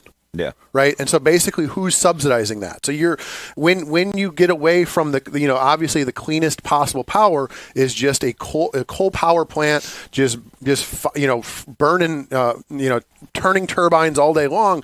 That is the cheapest energy that man has found. But we don't like it. It's not clean, and now we regulate. And it's great. I mean, again, there's nothing wrong with some regulation. People used to talk about back in the old days where the mills were raining, all this stuff.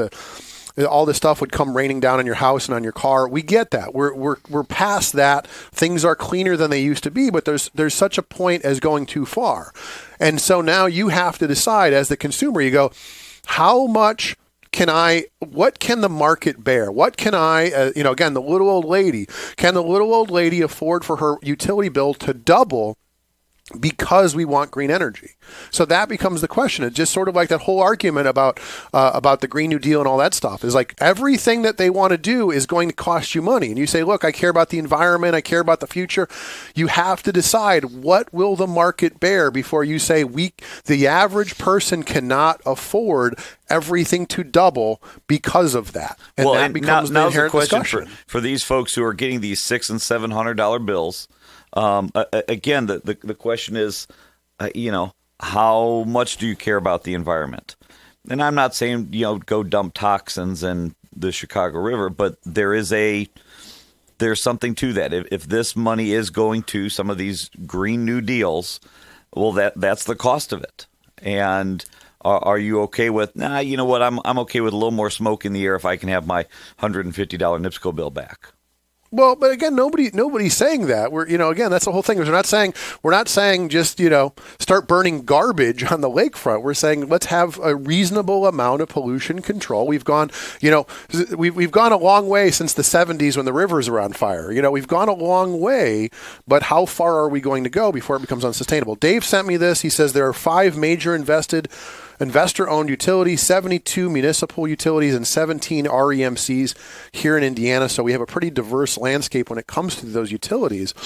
And that becomes again, we can have that debate all day long about, private sector, public sector, I just inherently, my opinion has always been when you let government have control of things. Even when the caller was talking about public utility, I started thinking about Flint, Michigan and stuff like that. Like even here, not too far away in like Crestwood, the government said the water is too expensive. Let's use that well, even though we know it's, it's poisoned with whatever it was, PVCs or whatever the chemical was. It's like, look, just because government's in charge doesn't mean they're going to make good. Like I've met a lot of people in charge of government. They don't always make good decisions. No offense to people in the room. Let's take some calls. Good morning, caller. You're on the air. Chuck, good morning. Good morning. How are you, sir? Good. Hey, Bob, how are you? Fantastic. How are you doing today? Good. I'll get to you in a minute, Bob, if you don't mind. Uh-oh. Sounds like a threat. Chuck, sounds like somebody, Chuck, is not, I don't want to get into your personal life, but not bringing the heat at the old homestead. Not bringing the heat. You have been outed on the interwebs that you keep the I am a fat, white European guy. This is as they say, this is my jam. I love going out in the cold. This is my element. I love keeping my house 60 degrees and nobody else is there. I am perfectly fine with it. Sounds like somebody needs to start working on some issues. Bob. Okay. Bob. What you got? Bob. And I hope Kuziak's listening. I've attacked Kuziak verbally over being Frank Mervan's water boy. Frank, the one that just last week, in case you didn't get to see it, tells us how much he believes in a secured border. That Frank Mervan. Nothing? Did you follow that at all? They had the vote on, what was it? Was it to approve DHS spending? Yeah, he voted against it. He voted no. Yeah, shocked and appalled. Yeah. Go ahead. So what are my thoughts on that? He voted along party lines. Are we surprised? I mean, yeah. Yeah, I mean, I don't know. He might represent a portion of the North County pretty well, but I just don't find that he's in touch with anything, say, south of 45th. It doesn't surprise me. He just, whatever the he is, I would imagine, we'll give him credit. He is a good foot soldier for the Democrat Party. He just, whatever the flavor of the day that they're voting on is, he votes right with them. I mean, have we seen any dissenting votes from him? I don't think so. No, but Bob, your Friday show was absolutely terrible. Nobody wants to tell you that. Everybody tells him that. Everybody's telling him that. And this is, again, let me defend him a little bit, because this is, for Adriana, the same way. You have to learn how to do radio. This is not something you walk in and do it.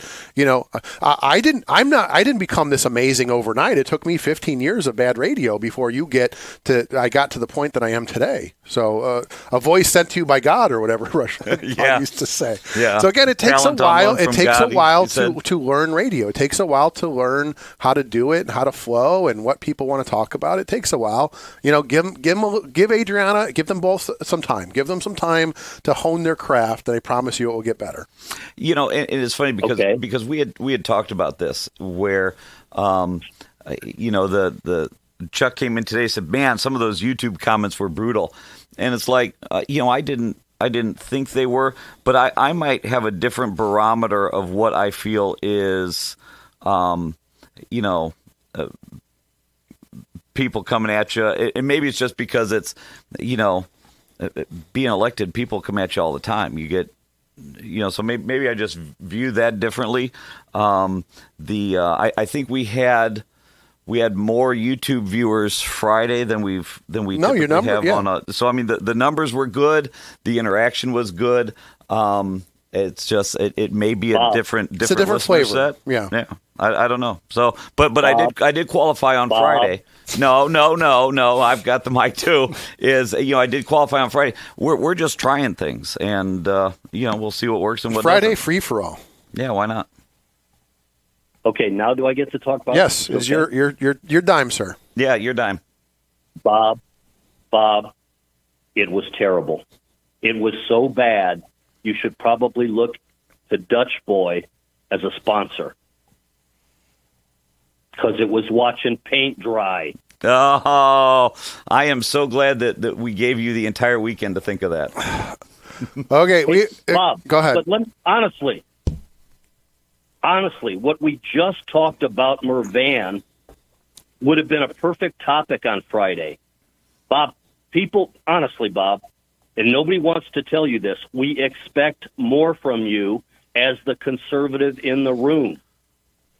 Don't get dragged into those two young people that have obviously been indoctrinated at a very high cost to MX and the citizens of Hammond on one of those people. College Bound, it's a wonderful program, is it not? And Lynette, I want you to, after the break, I want you to chime in on that, because whenever he calls out the young folks, I want Lynette's opinion. Okay, so here becomes the question. And again, I was trying to take a break here, but now you've got me going. If you find yourself, like I would love to, and she's even getting the buttons ready. She's like, oh, whatever he's about to say. Something popped out. Okay, it's clear that Adriana and I, for instance, she's a fantastic person. She's doing a great job here on the radio. She and I are far apart on opinions. And as I said last week, maybe her opinion will change over time. Maybe it won't. Same with Lynette or anybody else. Like maybe everybody's opinion will change over time as we grow and become wiser. Would it make any sense for Adriana and I to sit in this room and argue all day long? Will we ever? I mean, we can sit here, and I'm very good about saying, let's find common ground. Can we agree to a point? I never try to insult people. I'm never going to, as much as I'd love to set up a tent like Charlie Kirk, whatever. I know that's not the way to do things. I would love to have a discussion with younger people and say, where can we find common ground? And go from there. I'm not going to sit here and argue with you and say you're wrong. So I would love to do that, but what is that really going to accomplish? Well, I think if you zoom out, if you look at just, okay, what's stereotypical? Friday, you've got Adriana where you're at. I'm here. I am the stereotypical, You're the old white dude in the room to the kids. The balding, old, white conservative dude who is just trying to, raise his family, go to work, and, have some opinions. And then on the other chair, you've got a young minority progressive, and we're just stereotypes. And so I think over time, as we figure out, what that banter looks like, where the bumpers on those conversations are. I think it'll be interesting to your point, Chuck, is to say, what do those conversations look like? Because, I could rail on Frank Mervan all day and how I don't think he represents, necessarily, what I want to view on a national level. But it's like I always say, it's kind of hypocritical for me to say this looking at the YouTube picture right now, but I love talking to people that don't look like me. Bob and I literally grew up, 5 blocks away from each other. We had the same, I love talking to people that don't look like me, have not had the same background I have, and the difference is I'm not stubborn. I like to listen. I like to throw things out at people and ask them tough questions and hear what they have to say and hear their experiences. Just like Lynette, I love, to hear from you and just anybody else that had a different experience than I did, because maybe we can learn from each other. And that's sort of the thing. We have to find our way and not be condescending to each other. Go ahead. But both of you are in the age bracket where, look, the topic right now is NIPSCO, okay? And you want to know where your dollars are going. Right. Well, both of you are at the age when you're trying to pay NIPSCO, trying to pay your other bills, getting kids ready for college, and the bill that comes with that, you want accountability on your monies. Right. So the same thing works at the national level, does it not? It does. And that's what we've been doing on these airways for years, right?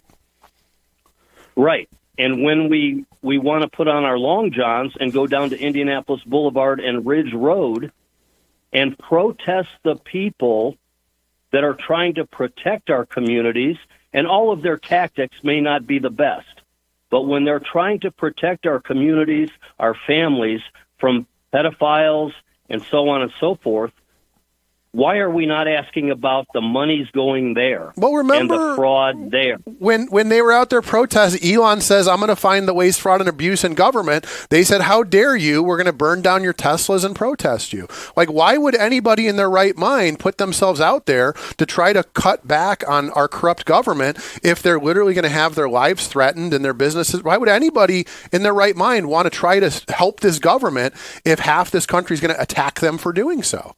Nobody's ever going to do this again after what they put Elon through. Locally, Chuck, didn't Randy Niemeyer just question the spending at Lake County Government Center? Yeah. And wasn't he roasted for that? Right. I mean, am I not roasted for doing? That's the thing, is that the guy that comes out and says, hey, we need to do better. We need to look at our spending. I mean, we were on these you pick the guy that got indicted. We were sitting in this room, you pick the guy. We were here for Bunsich. We were here for we were here for all of those mayors. And we all said the same. I mean, what did everybody say? Well, man, he was such a good guy. We didn't see it coming. And then what did they say at their trial? Well, this is the way we've always done it. And again, it's like it's so old. It's such an old cycle that nobody wants to break. How dare that female caller 3 or 4 calls ago question the spending of $300,000 plus on a sheriff that has had an impeccable record? How dare she do that? He went to Hooters for the children, right? Or whatever it was. Went to Twin Peaks for the children. Again, like, to me, this is why I could never be a politician, because I'd be sitting here counting my nickels and dimes, going, we can't do that. Let's save the money. I'll cook dinner instead of going to a fund. Like, that's why people wouldn't vote for me. But anyway, listen, we got to take a break because we're late. I appreciate the call. I appreciate the tough love. I mean, I don't know if Bob, it's tough love, but I think Friday is good. And again, it's just people that they would rather hear people that look like them and agree with them on the radio and say, we all agree. I think having people that don't agree with you, having 2 people in a room that have different opinions and different backgrounds, I think it's good radio. I think it's good for everybody to hear those opinions. So I hope you guys develop that show, and I hope you keep it up. So thank you, caller. I appreciate it. Let's take a break, Lynette. One quick thing, a crash on 394 northbound right before 30. It is affecting both directions of Route 30. So crash on 394 northbound right before 30. Fantastic. Well, we're about to do traffic. We'll hit it again on the way back. Okay, go ahead. Okay, let's take a break. We'll get back to traffic and weather here on the Monday of Chuck's Discontent here on WJOB. Teen parents face overwhelming challenges, but with the right support, they can build bright futures for themselves and their children. Mental Health America's ETAP program provides education, mentorship, and resources to help young parents graduate. Right now, your donation goes twice as far. Thanks to a generous match, every dollar given up to $30,000 is doubled, but only until March 31st. Scan the QR code, visit MHANWI.org, or mail your check to ETAP Match today. Before Notre Dame Federal Credit Union, we were being charged various maintenance fees and various check writing fees for all of our accounts. And with Notre Dame, we don't have that. We have that true community partnership. We get interest based on all of our parish and school accounts, and the interest rate is really second to none.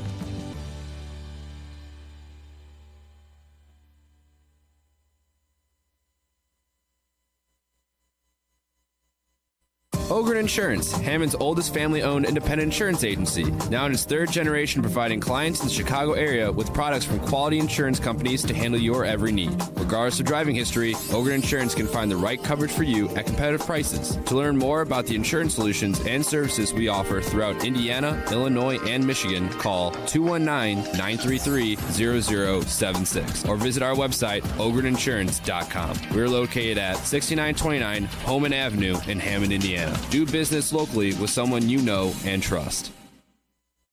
IBEW Local 697 electrical contractors bring the highest standard of electrical work to Lake County homes, schools, and businesses.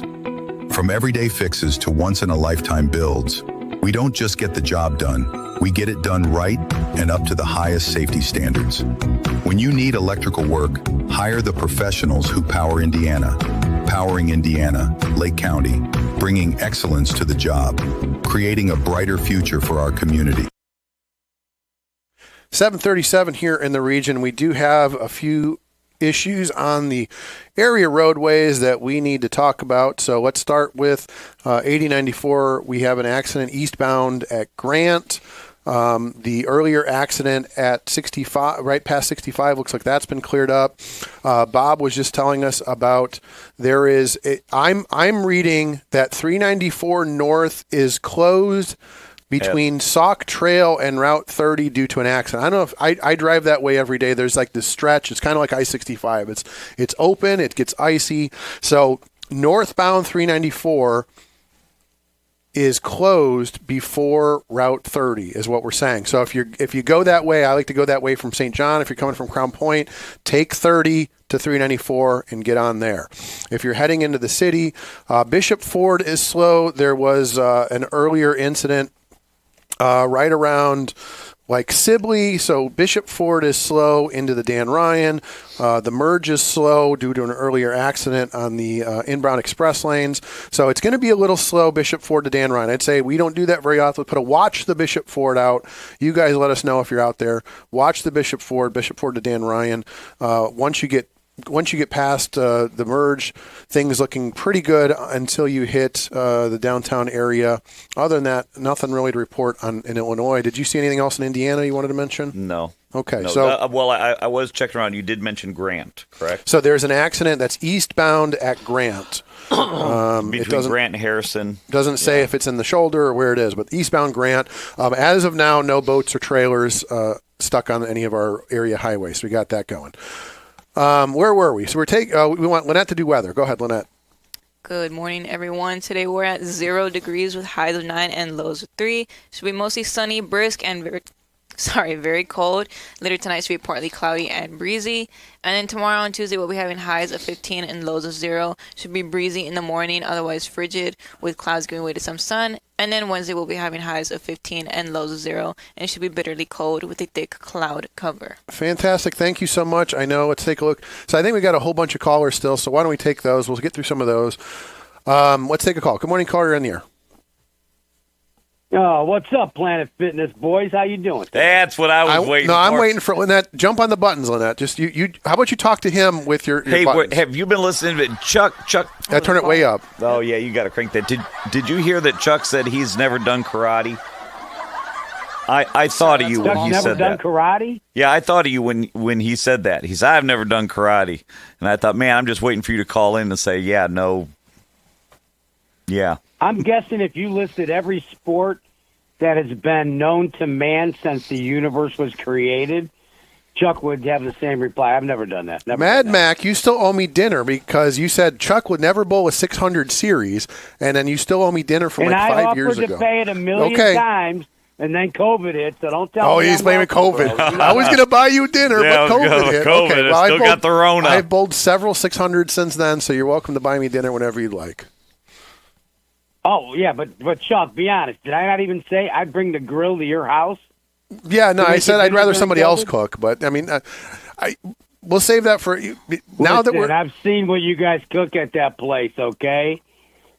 Jeez, now that we have the new old studio, you can come in here and grill anytime. We don't care. If there's an accident and burns down, it is what it is at this point. Probably. As long as the insurance is paid up. But okay, so you've been waiting patiently. What's on your mind? Well, I did notice. I'm glad to see you guys don't look like you spent the night at a Motel 6 together last night. You came in dressed a little different. You broke away from the Garand a little gig. That's a good start at least. Okay. But I see Bob. Bob, you lost a little weight, haven't you? No. He's just wearing stripes. Oh, you did not? No, I decided on vertical stripes instead of horizontal stripes. Must be the TV camera taking away 10 pounds. That's right. I pushed the camera back 3 feet, so I look smaller. Just say you get rid of that goatee mess you got going, put a little fro on there, drop the glasses, put a tank top on, and shorts. You might look like Richard Simmons.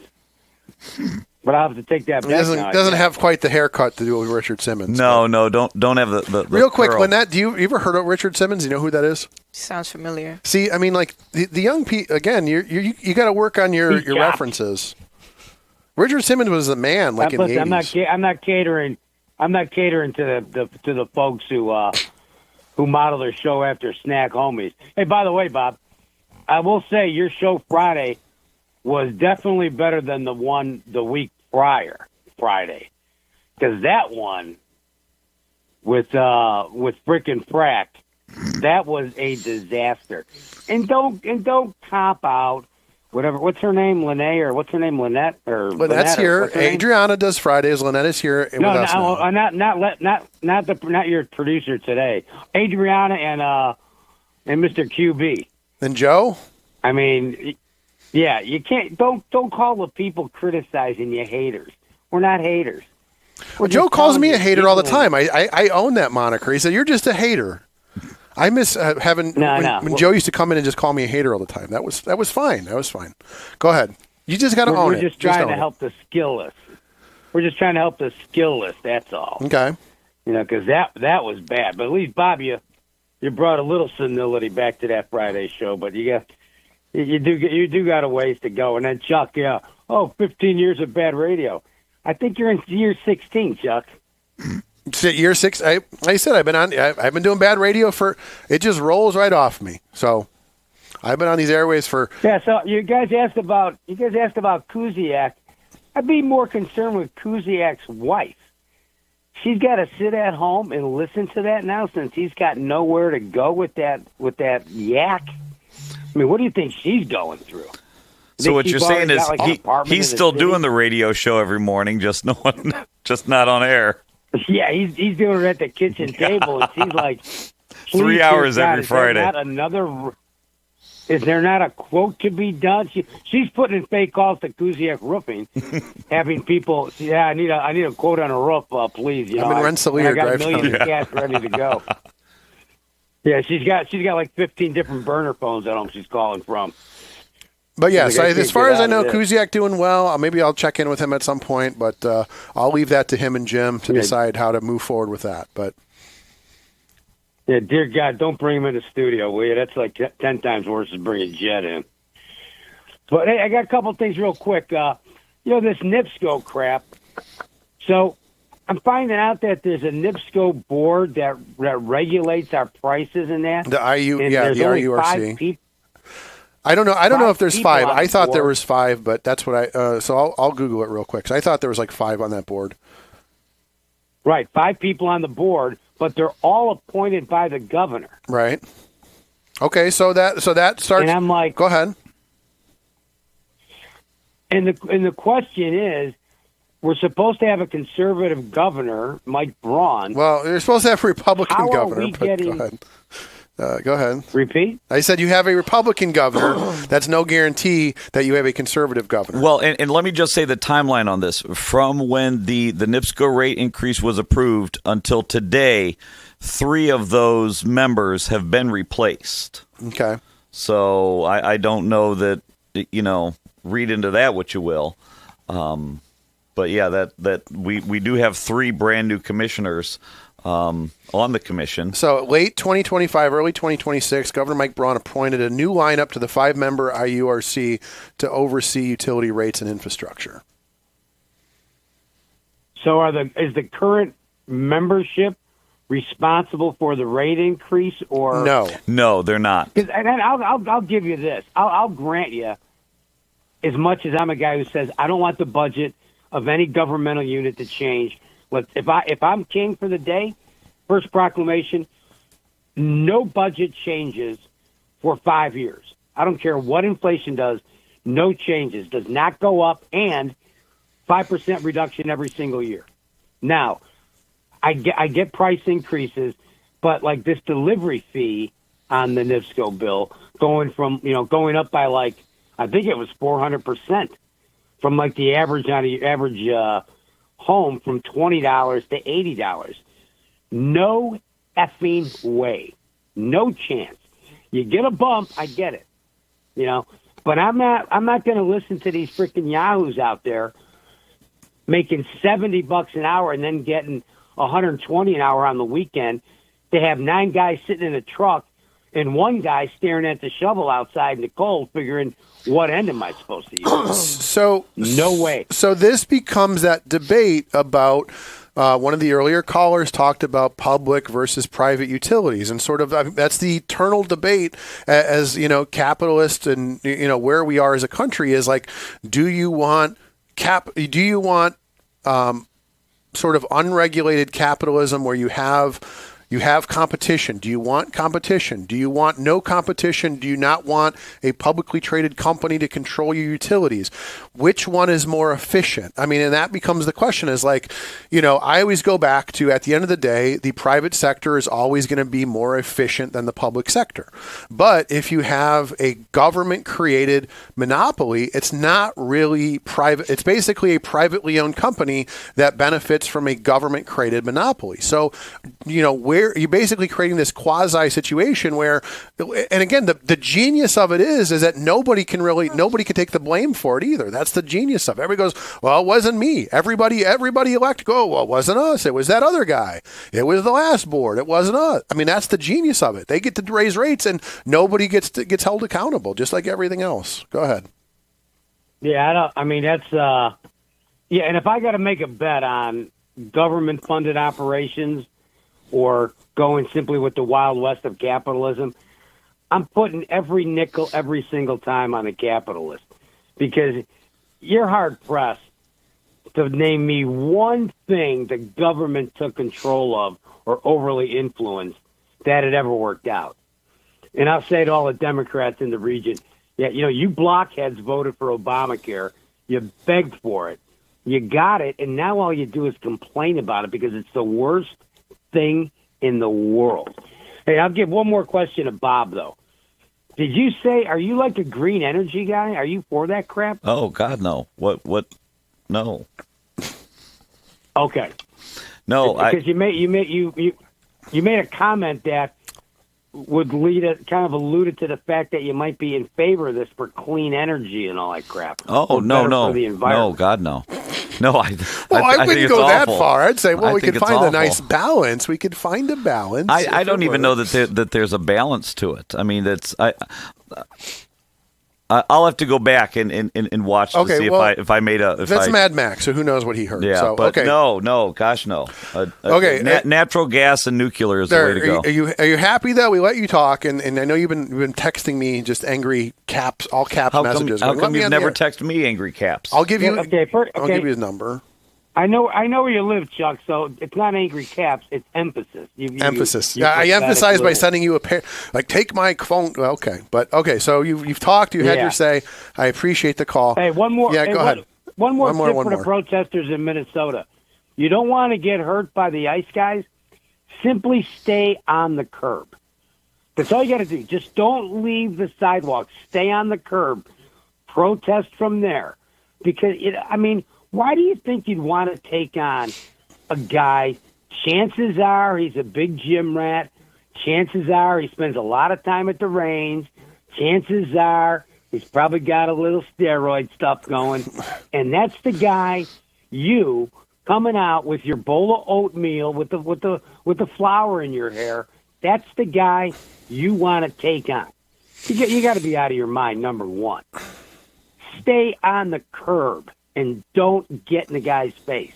Because I got to tell you, you come in mine, you're catching something. You're catching a hand. You're catching a piece of lead. It doesn't work. You can't do that to people, no matter what. Okay, thank you for the call. Appreciate it. I don't want to go too far down that direction, but I mean, to his point, I mean, there is this sort of like people that spend their lives arguing online, and then all of a sudden you find yourself in this sort of hot zone of conflict. gets very real very fast. And I think this is where, again, that whole just keep saying we got to lower the temperature. But, again, that's a whole huge topic. Maybe we'll have time to get to that today, but I want to stay focused on this today. So let's take the next call. Good morning, caller. You're on the air.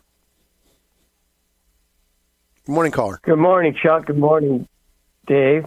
Good morning, Dave. Hi, Dave. Hi, Dave's not here, man. No, don't hang up on me. I'm trying to critique this, as we called it in the Boilermakers and the Ironworkers. That show hang on Friday. MX is going to take you out back and critique you, is what he's saying. I'm going to take you out back and critique you. Go ahead. No, that's the old days. Remember the arm wrestle at Freddy's Steakhouse? Yeah. But anyways, that show sucked. It sucked so bad that I'm going to make a name for it, and it'll get better. That's too Coke Plant. It's called The Return of Marcia and the Rhino. Okay? Marcia I've never and the seen Rhino. anything. Marcia and the Rhino. Now you got something. But actually, it's okay that she's Marcia, but you can't how can I say, sit in that seat and let that girl talk like that.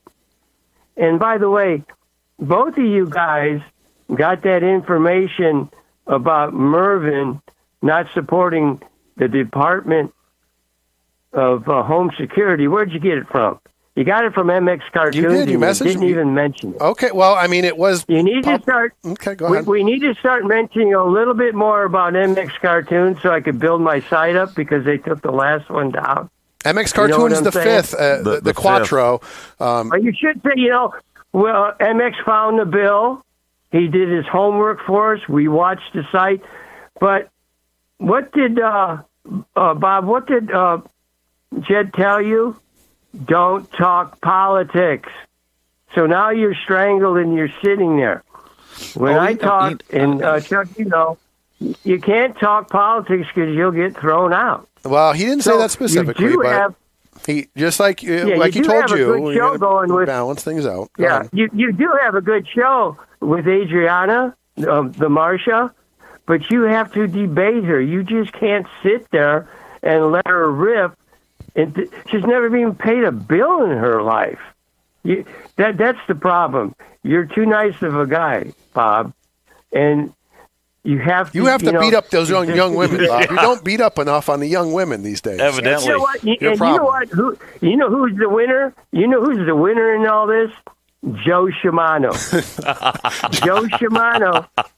Joe Shimano aggravated Kuziak so bad that Kuziak went off on him. Now, here's Kuziak, who I really like, who's out there humping it every day. I see him over there pulling permits, working his butt off, and his own kind ate him, a Democrat. And I understand what he's saying. The kid don't, he's sitting there, he ain't working. But I say that show sucks so bad that I had to listen. But it could be a lot better. You can't let somebody sit there and beat you up like that, Bob. I got to go back and watch it. He's like, was that the same show? Yeah, because I don't recall. But again, it's an interesting thing to hear this feedback. Sit there, go ahead. And you sit there, and somebody's got a flag on their shirt, but no American flag. Maybe you need to wear an American flag on your shirt. Where's your Patriot? How many people messaged me, told me you're a rhino? That's why it's Marcia and the Rhino and the one-trick pony. If anybody else talked like that, that's what hurts things. It's great that she has a half hour of I hate Trump, and I don't know why, and she's indoctrinated because of Richard Rupp, that white men over 55 years old are white privilege. Then you got to debate her, Bob, and then it becomes a good show. And what Walt said in Mad Mac about her hanging up on everybody and me and the Bob, that's completely wrong. If you're going to sit up like Jimmy Hoffa says and dish it out, you better take it. You dish it out, and then when somebody calls you and calls you out, you hang up on them. that's not good. See, and I would say, I remember MX when I first started on the airwaves, you would call in and you'd talk about, you'd reference Jimmy Hoffa, and you and I would get into it. And what happened? Eventually, we found common ground and we worked together. We created, you created MX cartoons. We worked on that. So again, like you and I used to butt heads all the time when I first started doing radio, and now we're good friends, right? Because that's how that works. We found our common ground. You found out how smart I really was. Well, that's exactly what it was. Yes. No, I'm saying when I first started doing radio. Bob, I started off with shoe leather traffic for the preacher, and they thought I was going from bar to bar and getting kicked out, and it was the truth because the preacher and everybody said, this guy's a dummy. And all of a sudden, the dummy started making cartoons, and they said, how can this dummy be? And now he's finding bills, and he's finding that Mervyn got 10,000. He's got the most money from NIPSCO, Mervyn. You got to bring that stuff up. I think it'll be a great show, Bob. Marcia and the Rhino. You got to debate that girl. Okay, so you know what? She come up there and beat you up. It's like you went into the ring and you got beat up so bad by a girl. Now it's time to tell the truth. Okay, you got to do it, Bob. It'll be a great show. Probably be the best show there is. Probably be better than Wednesdays. Sponsored by MX Cartoons. I truthfully believe, like the Return of Frankenstein, she's the Return of Marcia, which is great. Okay, which is great, but you can't sit in that seat and let her do that. Okay, we get it. We got to take a break. Great show. I appreciate it. And remember, join MX Cartoons. MX the 5th. Because that's where you two guys, you're younger than I am by about 20 years, found all that stuff and even make cartoons. I love you guys. I love that Marcia girl. What's that? Fridays. Take care, guys, okay? Thank you. Appreciate it. Let's real quick. So he's referencing Congressman Mervan 3 days ago posts. He said, I just stepped off the floor of the House where I had a very challenging vote. The administration's approach to immigration enforcement is deeply concerning, and I opposed the Department of Homeland Security appropriations measure today because I believe it does not do enough or go far enough to respect our constitutional protections and hold the administration accountable for his actions. So basically there was a vote about the Homeland Security, the DHS appropriations, and most Democrats voted against that. Well, I mean, that's not a surprise. It's right, just, not a surprise. It's party line voting. So why don't we let's take a break, and then I want to hear from Lynette. So you got a couple minutes to think about your retort to that. So let's take a break. We'll be back with more after this. Introducing Powers Health, a health system with a new name and a strong legacy of caring for families in our community. One with a tradition of advanced specialized services and a vision for the future. One with a commitment to medical excellence and compassionate care. Everything we do, everything we believe, powers health. Do you want to get a vaccine, but it's difficult to get to your healthcare provider? Call the folks at Right Care Pharmacy. They'll come to your home, discuss your vaccination status with you, and administer the appropriate vaccine with expertise. They offer vaccines for flu, shingles, pneumonia, hepatitis A and B, TDAP, RSV, and COVID. They've been serving the Lake and Porter County community for over 11 years and are fluent in Spanish. Call Right Care Pharmacy at 219-655-5028. For over 100 years, Roofers Local 26 has been keeping Northwest Indiana dry and safe. Since 1919, our highly trained members have built a reputation for skills, safety, and reliability. With a 4-year apprenticeship and certifications in OSHA safety, first aid, and CPR, we deliver quality you can trust. When you need roofing done right, choose Roofers Local 26, protecting what matters most for over a century. For more information, visit www.roofers26.com. High school basketball postseason is here, with the girls starting February 3rd and boys March 3rd. Be on every game for as low as $1,500. Sponsor local. Reach millions. Visit heartlandsportsnet.com today for more information. It's 8 o'clock here in the region. You're listening to AM 1230, 104.7 FM in beautiful Hammond, Indiana. Let's take a look at traffic and weather. In the world of traffic, we had an earlier accident. It's now on the right shoulder, eastbound 8094 at Grant. There is an issue on 394 northbound, so we have got Now they're saying the left lane is blocked. So 394 is open, but the left lane was blocked due to an accident. So you've got heavy traffic. This is between Stager and 30. So my advice would be, if you're those folks that come up from St. John or Crown Point or anything like that, head over to Route 30, get on 394 on 30 if you're heading into the city. So avoid 394 northbound south of Route 30 is a mess, so I would avoid it. Get on 394 at Route 30. If you're heading into the city, you've got slow traffic, Bishop Ford. You've got heavy traffic, Dan Ryan, but again, sort of usual. It's moving. It's just slow. Rest of Illinois looking good. Nothing else to report. No boats on any region roadways.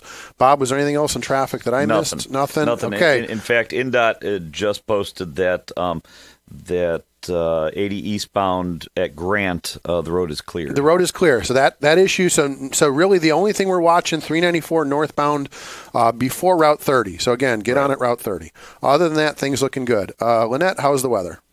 Good morning, everyone. Today we're at 0 degrees with highs of 9 and lows of 3. It's going to be brisk and very cold with sunshine and a few clouds. Later tonight should be partly cloudy and breezy.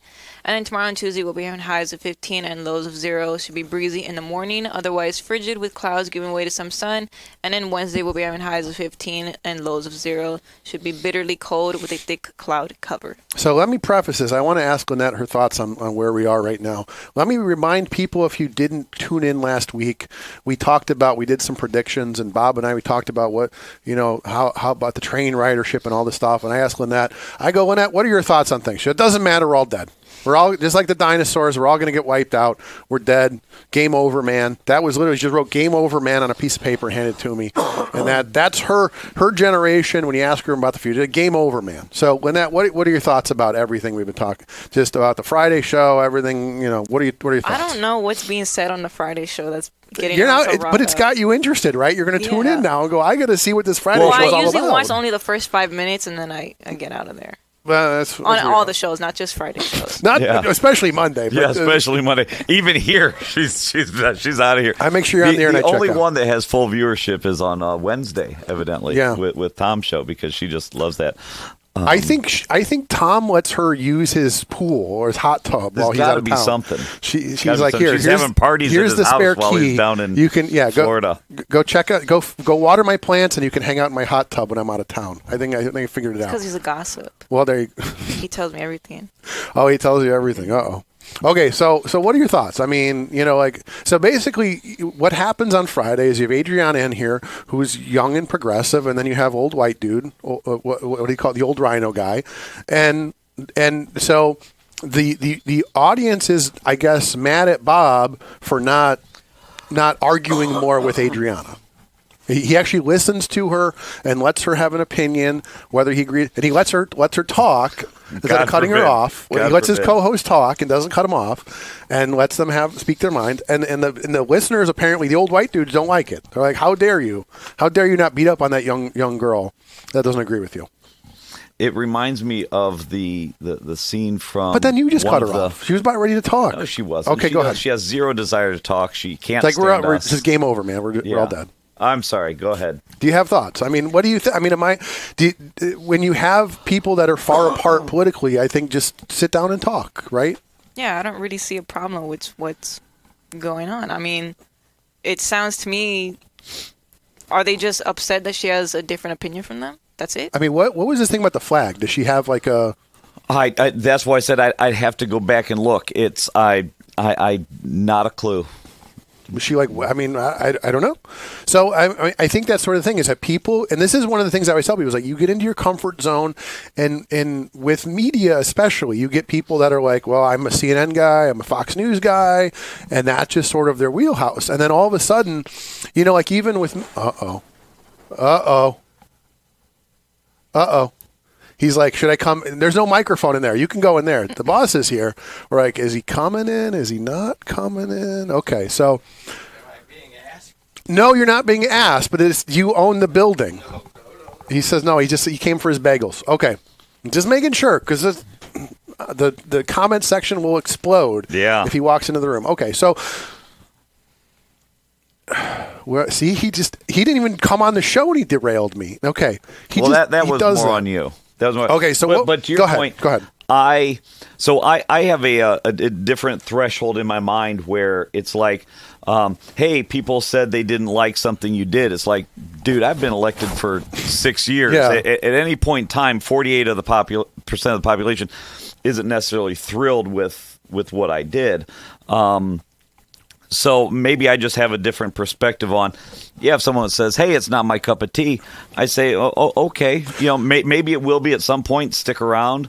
Well, okay, so we had engagement in the fact that we're still talking about it. That's where I was going with this. Okay, so even like this idea that if you come out and like, okay, Bob is a Republican, like you said, part of my population isn't going to like me. If you come out and say, you could, again, like Frank Mervan, nice guy, but people don't like him because he calls himself a Democrat. There are a lot of people that it's like. Well, and so much of that doesn't even matter at the local level. I ran into Mervan at Strachan Van Til's. We had a perfectly pleasant conversation. While at the same time, I have no problem coming here on Monday and saying, "Hey, I don't think you're representing the views of the people that I represent." And again, and the thing is, he always has an open invitation, just like any Democrat or Republican have open invitations. If you guys message me or whatever, if you have them in, we'd love to have Frank here. We'd have a respectable conversation, and hopefully the callers would do the same. And that's the thing is, some of them that we would screen them a little heavier than normal.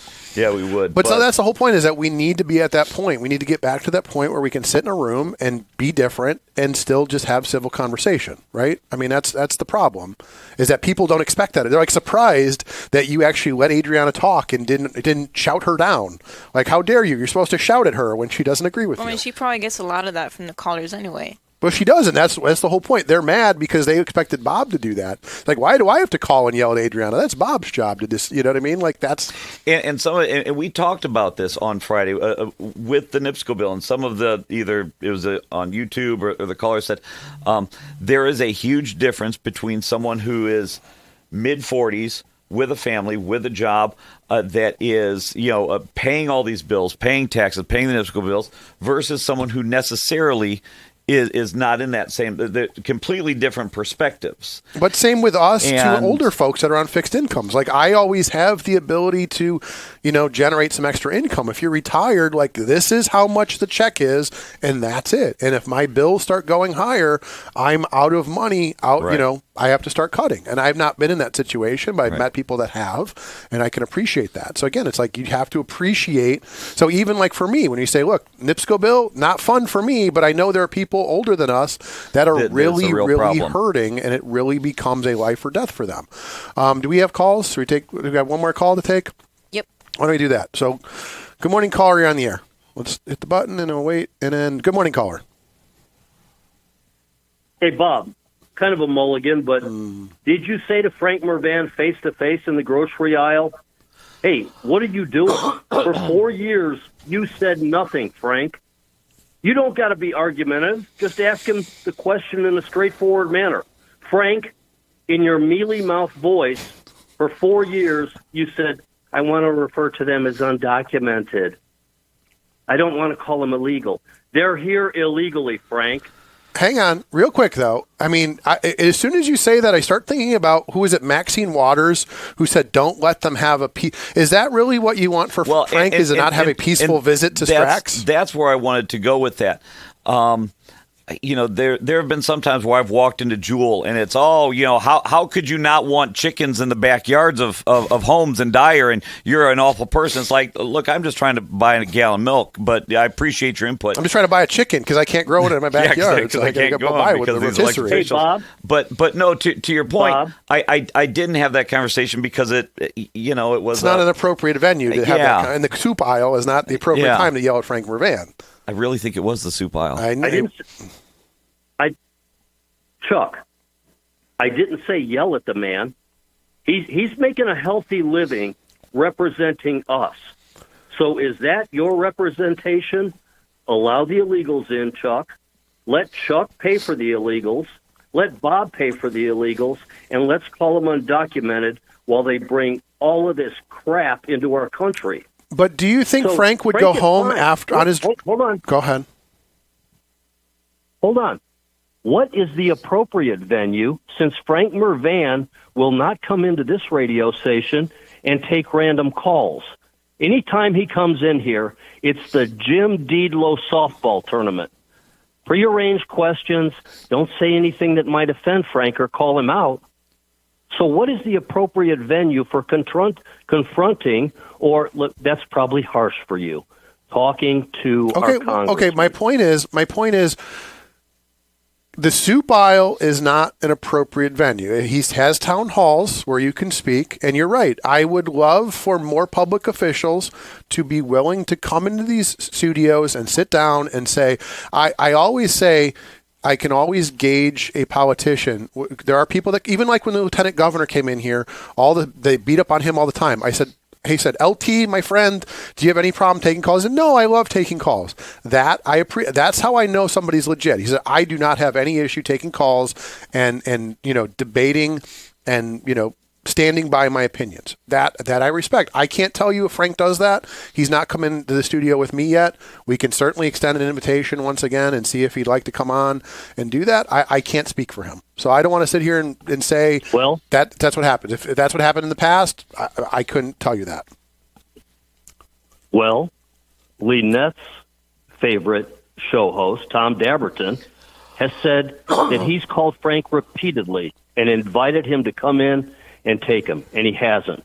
But Frank has come in with who? Adriana with softball questions. Right? I mean, and again, that's the unfortunate nature of where politics are. Well, then maybe we'll lean on her to bring him in on a Friday. Maybe just have him bring it on Friday, and you just sit and just randomly show up. Come on in, Congressman, sit down, have a seat. But my point is, that's the unfortunate nature of politics: is that people aren't debating anymore. People aren't having town halls, and when they do, somebody shows up and shouts, and they get hauled away by the police. Again, that's a bigger discussion about the state of politics in this country. Okay. I mean, am I right? I mean, is that not people aren't debating anymore? I mean, they're canceling debates. It's like, this is my Republicans do it in Indiana just like Democrats. We're not, again, as a libertarian, I tell you all, like, they will not debate at all. Like, it's not even about the debate. It's about showing your face in front of your constituents and not having that safety net, having a guy be able to stand up at a meeting and call you out on things, and they are afraid to do that. And that's happening on both sides. Go ahead. This is in reference, and you can help me with this, to Anthony commenting on Trump. Anthony, Trump is not perfect, but what has he done to protect you and your family since he's been in office this term? Are you talking about the YouTube comments, or who was saying that? Yes. Okay. Yes. And Anthony, and after we get to what Trump's done to protect you and your family, tell me, Anthony, everything you know about Mad Max case, because you seem to want to attack him on everything. And if you believe that his charges are real, let's talk about, and this isn't directed toward Anthony, but it's directed toward every man out there. One of the most prolific child molesters in history was asked, why did you attack that child? And he responded, I first looked at the father, and if he wasn't a threat, I went after the kid. Wow. Interesting. Maybe less time on the internet and a little more time on the treadmill. Less carbs. Now I feel personally attacked. Jim's out. You got Jim laughing out in the hallway. Jim's laughing. Jim's listening on the old transistor radio. He loves that. So, okay. He's go. Geez. No, now you riled the Jim. He can't help it. He wants to come in and laugh. You could just sit in the corner. We got a button for that. Why don't you hit the button, Lynette? We're good. We have a Jim. We'll put a Jim laugh there. There is it. Look. We got it here. Go ahead. Hit it. There you go. Okay. So you got a good laugh out of Jim. Wow. So I appreciate the call. Thank you. Do we have more callers to take? Why don't we take the next caller? Are we good? We got one more. Got one more. Let's take the next caller. Good morning, caller. You're on the air. Yeah. How you doing? We're good. How are you, sir? Good. I want to get back to, you guys are talking about the NIPSCO bill. Yeah, we're trying. Awful higher. Well, like I say, maybe I'm, this is like beating a dead horse already with this, but I was reading about this back in the 90s. This Davos crowd, the Al Gores of the world, the idea is this whole thing with the expense of energy, it's actually a process. There's 8 billion people on the planet. Everybody aspires to a middle-class lifestyle like we had in this country. Right. And the powers that be decided about 30 years ago or better now that it was unattainable. They could not bring 8 billion people up to that standard. So the idea was to reduce the quality of life in Western countries like the United States and basically turn you back into the serf that they think of you. They don't want you to have a single-family home. They don't want you to have a car. They love the idea that you're paying through the nose to keep your heat up to 66 degrees in the wintertime, because this is the plan. They're shutting these coal-fired power plants down and gas-fired power plants, not because of the environment. These guys, if you look at history, these are the biggest spoilers of the environment in mankind's history. The idea is to get you back where they think you belong, under their thumb. And I cannot understand why people cannot see this. It's as plain as a nose on their face at this point.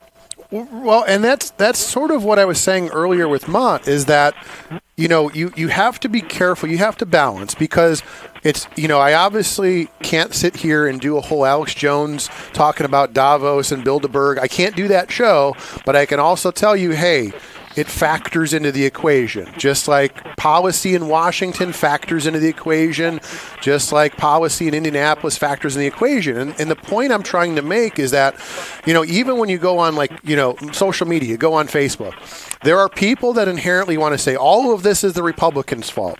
All of this is Joe Biden's fault. So this is a bigger picture of what's happening in this country and what's happening in the world. And to your point, that is a global discussion about, you've got people in China and India trying to attain sort of this middle-class lifestyle, and do we have the resources for all 8 billion people to have a middle-class lifestyle? I mean, again, you're making a valid point. It's part of the bigger discussion that we can't, we're not going to be able to hash it all out here on a Monday morning, but all of these things factor into the equation, and that's what people need to stop thinking about. I always talk about sort of the single layer thinkers. There are people that just sort of, they focus on their day. They're not like, there's people that think sort of, they focus on just getting through the day, and there's people that, kind of multi-factored sort of layered thinkers. Not a lot of people have just sort of become used to just sort of being this single thread kind of thinker. Everything is the Republicans' fault. Everything's the Democrats' fault. Everything's Trump's fault. Like, you got to think bigger than that before you're going to see the big picture. And that's what I'm trying to do here, is I'm trying to get everybody to sort of think bigger than just blame Trump for everything or what have you. So go ahead, caller. Well, I'm glad of that. I'm glad you got your voice out there to do that. This whole thing with the Democrat-Republican, that's a canard. You know that. Right. It's a uniparty. Once these people get to Washington or whatever, it's all the uniparty. They have to maintain their seats, their little lifestyle, their little perks. And that the public be damned. They don't care about the public at that point. They're feathering their own nest. And in order to do that, you have to kowtow to the power brokers of this world. And unfortunately, a lot of them are coming out of Europe. You look at what they've done to Europe in the last 10, 15 years. Look at Germany. They deindustrialized that, right. was the engine of industry in Europe. They've gutted it, and people can barely keep heat on their homes anymore. This is the plan for the United States. And like I said, if we keep playing as Democrat-Republican baloney, people are never going to get a handle on what's causing all this stuff. But right. When you open up that $400 NIPSCO bill, now you know why. No, absolutely. Hey, appreciate the call. We got to take a break. He's spot on there. I mean, that's the whole thing I've been saying from the beginning. I said this, like even Paul Goddard said, this is a bipartisan. I said, no, it's not even a bipartisan. It's a nonpartisan issue. You guys need to put all of that aside. And that's the problem, is that there are people that are just so used to, well, this is Trump's fault. This is Biden. Like, no, stop. You're going to lose the argument. We're not going to get anywhere. This is one of those issues. We can just stop with that and just focus on the task at hand, which is, what are we going to do here? And again, sometimes it's not about you. Sometimes it's not about you. Sometimes it's about your neighbor, the little lady down the street that's deciding right now whether to buy prescriptions or pay her NIPSCO bill. That's who this is about right now. I mean, there are people that are struggling, and we need to figure out a solution, because this is an unsustainable place to be. Okay? Let's take a break. We'll be back with more after this. Becoming a truck driver doesn't have to be complicated. At Schneider, we make it easy to get your commercial driver's license and start your new career. With our CDL apprenticeship training, you'll get paid to become a truck driver in just 5 to 6 weeks and have a Schneider driving job waiting for you when you've completed the program. Plus, during training, Schneider will provide transportation, lodging, and meals at no cost to you. Ready to get your career on the road? Learn more and apply today at SchneiderJobs.com. That's SchneiderJobs.com. When life takes you places and you can't get to the store, shop online with Strack and Van Til To Go. Our to-go service is easy to use, and it can save you time and money. Once your order is in, our own Strack and Van Til team preps your order with care. For delivery or pickup, enjoy the convenience of letting our to-go team shop for you. Enjoy your special moments. Sign up online today at shop.strackandvantil.com. Tech Credit Union supports the essential role of union labor in building strong communities. That's why we offer hassle-free banking, financial empowerment, and a commitment to your success. Save for the future, handle life's challenges, and trust a partner that stands by hardworking union members. Tech Credit Union, the better option for you and your money. Visit techcu.org or call 800-276-8324. Tech Credit Union, supporting union families every step of the way. From the gas in your car to the heat in your home and the roads that you drive on, our work powers daily life. We are USW Local 71, the proud men and women of the Whiting Refinery. We're not just refinery workers. We're your friends and neighbors, raising our families here, shopping in the same stores, and cheering in the same stands. USW Local 71, powering the region because we are the region. Go ahead. I can't hear myself, so I'm not on, am I? And the collective groan of the region. No, look, let's do this.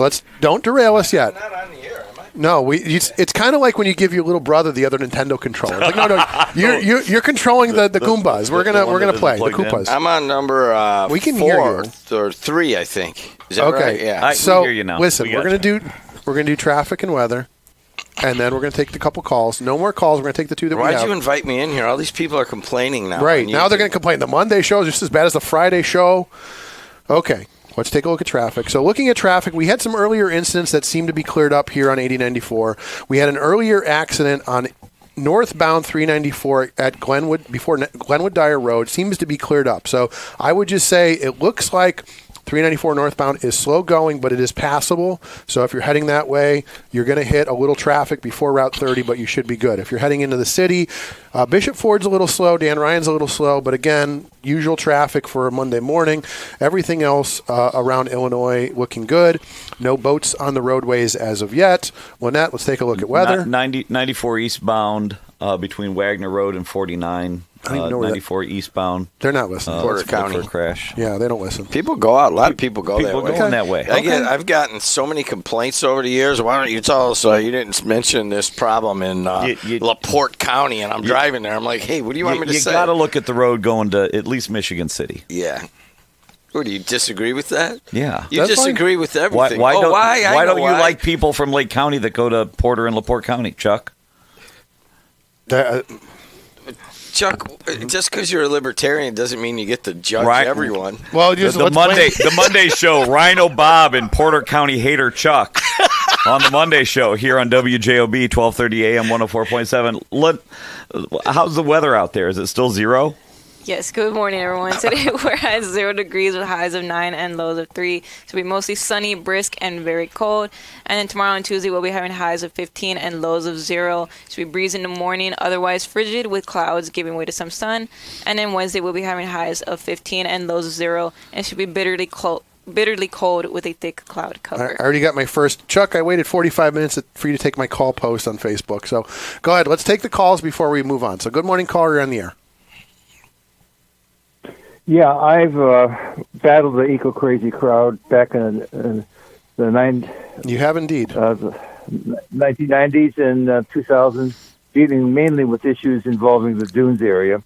I attended their meetings, attended public meetings, I read their literature, and let me tell you something, it's very clear, it's a matter of article faith amongst the eco-crazies is this, that the The average standard of living for the average American is unsustainable, and it's got to be cut back. Period. No stop. I mean, and I got a question in terms of moving on to another subject. Why is it that when Obama was president, he deported over 3 million people? Watching over the weekend talk shows involving people, former ICE officials, ICE field workers, cops, and so forth who work with ICE and so forth, they basically said the tactics of ICE did not change, were the same during the Obama years as they are now. Why is it there was not a people complaint out of the wokest Democrats when Obama was deporting 3 million as opposed to now? What do you think? What's the difference? We're all looking at you, Jim. What do you think the difference is? You're the libertarian. You have all the answers. You know, Walt, I was thinking about the other day. You remember one of our callers brought up the protests at Ridge Road and Indianapolis Boulevard. I said, I've been around long enough. I remember they were out there every weekend under President Bush.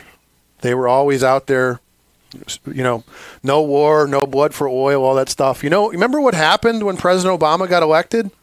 Those guys disappeared. I didn't see them again until Trump got elected.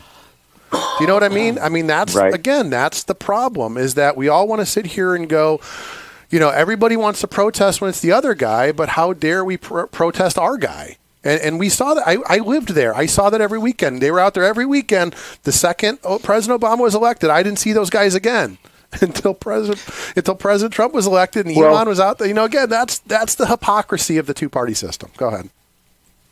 I saw those same protesters, and they were protesting. They were peaceful. Right. They had signs. Mm-hmm. They stayed out of the roads.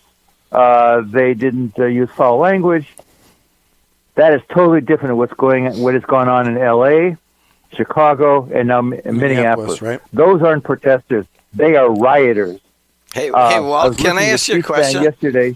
Would you have shot that? Would you have shot that guy? Welcome to the show, Jim. Which guy are you talking about? The Preddy, the guy Alex that got Preddy, shot who was 10 shot times over the weekend. He was armed. Would you have shot him? The ICE was trying to arrest a woman, and she was resisting, and they tried to restrain her, which is that's what the cops have to do. They can't walk away from it, and he jumped in the middle of that. Turns out he had a weapon on him. Okay, but would you have shot him? I wasn't there. I couldn't answer that question. You won't answer that question. That's the first time I think I've ever asked you a question. I wasn't there. We've been talking for 20 years. You've answered every question. You insisted that the lady did not strike that ICE guy, that ICE agent. That was baloney, and I said so. It has turned out he was struck and he has internal injuries. How about that? But you denied it completely. That's right. I fostered the conversation. Yes Walt. or no? I don't explicitly remember saying. I want to say this though. Do you think that if one of Steve Sheckel's guys over there in Munster was in that situation, he would have pulled out his gun and shot that guy? I have no idea. You won't. So in your mind, that was entirely justified, and we should just forget about it. He was armed. He interjected himself into a police situation, and he paid the price, just like Ms. Good. She struck that agent. You denied it, and you were very indignant about the idea. Anybody said differently, but in fact, the final look at it is she did strike him. So hold on a second. First of all, that's a bit of revisionist history. I'm just asking you a question, Walt, and the question is was it justified? Are you ready to apologize for being insistent and indignant that Ms. Good did not strike the agent? That was your position. I don't. Walt, I don't even rarely ever take a position. I'm asking you about your position. You did. Is that just all right? Okay, did. all right. I'm faulty. I'm a bad person. I get that, but I want to know what you think. Was that justified? I think it was, but I wasn't there. All right, that's all I. Okay, appreciate you the walk call. into you walk in. But you're asking me if I would be. Now, I don't know what I would do. I might have just taken my weapon and knocked him across the head, and then taken the weapon out of his hand. I don't know. Well, there wasn't any weapon to take out of his hand when he shot Walt. This end up being a whole show with you guys debating weapon or not. Yeah. Walt, I appreciate the call. I appreciate your wisdom, as always. Hey, Jim. What do you think? Jim, my wife has a birthday coming up. I wonder what I should get her for her birthday. Let's just go back to that radio. Get back to do you know why radio. he's saying that? Why is that? Say why. Because that's what Jim used to do when he didn't have anything to talk about. He would just say, my girlfriend has a birthday coming up. What should I get her? That was good radio. The very first show. Do you know how that went? No. The very first show, Colby, I'm sitting in the newsroom writing a story about the Griffith Youth Dance being canceled. And he comes in, he goes, John Baranowski's sick. You think you could walk in there? I was 22 years old. And I'm like, just like everything else in my life, I pretty much BS my way. Yes, I could do it. I came in here with Regina Biddings. She was the producer. After the first half hour, I could see him pacing. After the first hour, Colby comes out and with Judy Grambo, and they say, we're just going to play music. It was that bad. It was that awful. And finally I said, no, you're not. I go, I'm going to go back in there. And I just walked in and I just said, you know what? It's my girlfriend's birthday. I'm freaking out. The people called in perfume, take her for dinner, buy her a robe. Hey, what do you think? Was that justified?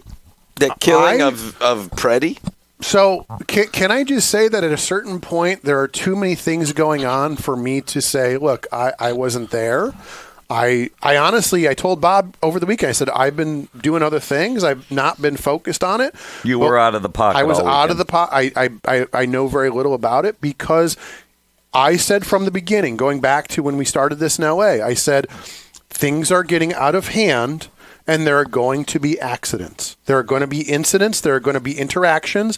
And this is exactly what I expected was going to happen when you have armed agents and you have a bunch of people and they all get together and you have testosterone and you have all this stuff. This is what I said 6 months ago. There's going to be incidents, and this is going to continue to happen until both sides lower the temperature and chill the hell out. What about you, This Bob? is going to keep happening. What about you?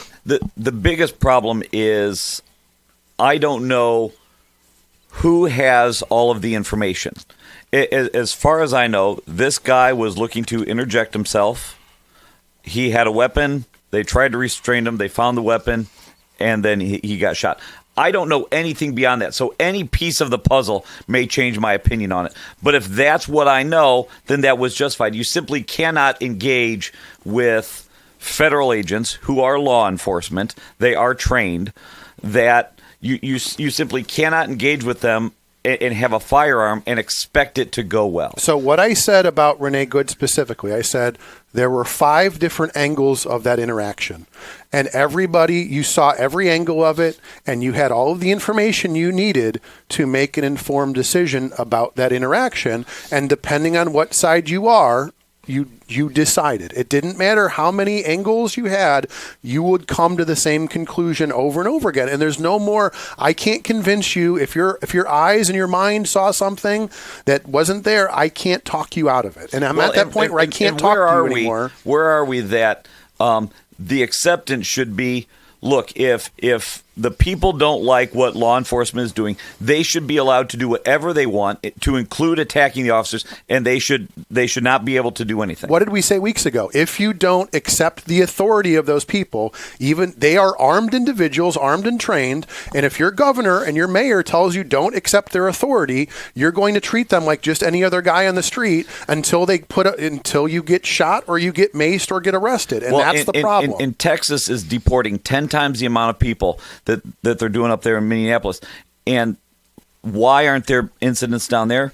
Because people like Tim Waltz, he's quite literally a nutbag. And I would say it because you don't go on TV and say, hey, don't listen to the cops. I'm getting the National Guard to help. Don't listen to them. Snacks. They're bad people. Right. You just can't do that. And if I have if I have to speak in this microphone and say that to people, that if you don't understand, I don't know what to tell you. Okay, I mean, so if you look at don't understand. So hold on a second. Though. Let's look at what happened. We're looking for a segment here, and I want to use this, Lynette, to use to show how I want these things edited, or at least I suggest that they get edited. So you have. Oh, I don't know. I got to step back. I don't know what to say. No, and then you have said you have brought up that's one very good talking point. Yeah. And one of the other ones is, well, Waltz, they've created this environment.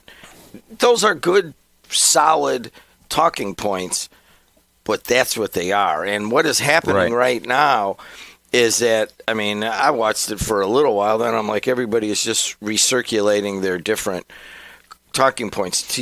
To you, Chuck, I think eventually everyone's going to have to come out and it's going to have to bring them out. Where do you stand on this? And eventually you're going to have to, especially as a person who sits here, and you're right too, in that Walz and the mayor have created that situation. The answer that I would look for is typically, I don't know either. I don't know. And I know that Waltz, they all need to work together. Trump and his guys and Waltz and his guys, nobody's working together and people are going to get shot. I agree with you. But the one thing that has to happen in these two situations, in my mind, is that they have to be investigated properly. Who's going to investigate them? Exactly. That's the bias. And that's the National, problem local, right now. That's the problem. That's the problem is that, the DHS wants to do all of it and get out of here and I'll do all of it. The state wants to get in. It's usually in the aftermath of an incident where the problem comes, So right? I have a line that I've used many times on these airwaves when it comes to government. We investigated ourselves and found we did nothing wrong. And it doesn't matter if you're investigating a shooting or malfeasance or anything like that. That is what government does. We investigated ourselves and we found we did nothing wrong. There's much more. There's a much better line. Go ahead. I'm here from the government, and I'm here to help. Lynette, who said that? Lynette, any ideas who said that? She's gonna be like Abe Lincoln. Abe Lincoln. At this point, it's basically Ronald Reagan is basically the same as Abe Lincoln. Yeah.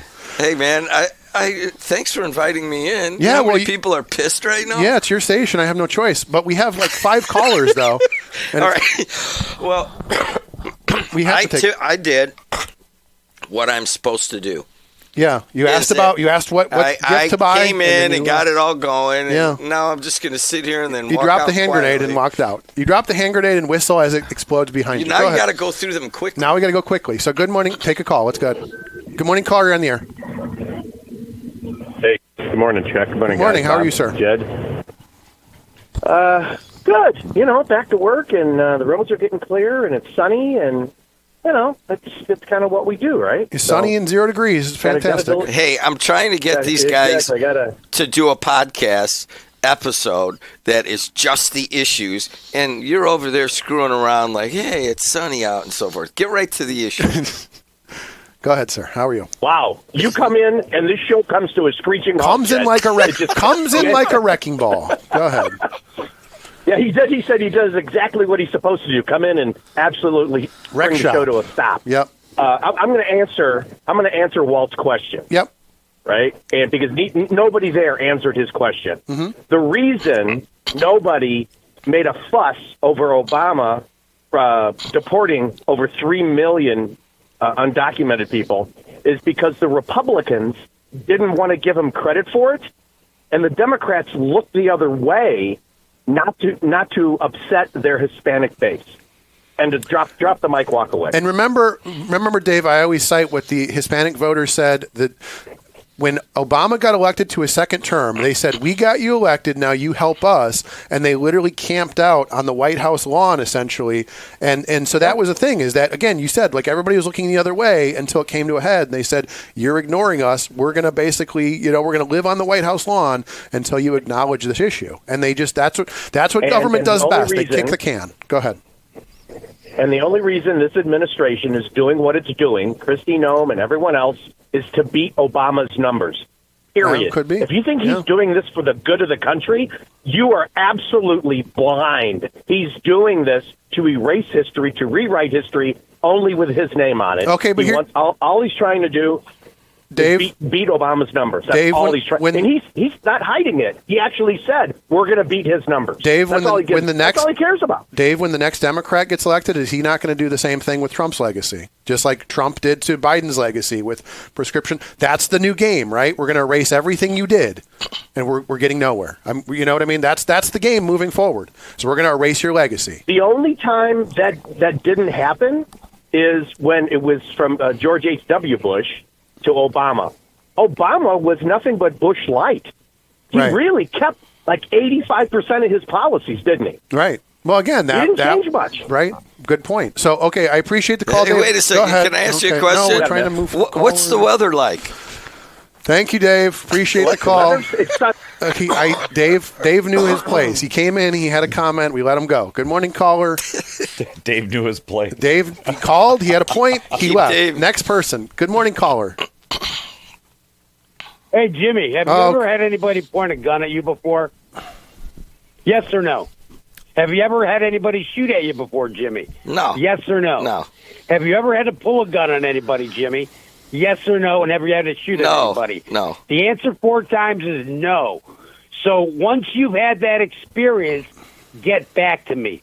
Because I unfortunately have been in that situation, every single one of them, and it's not good, okay?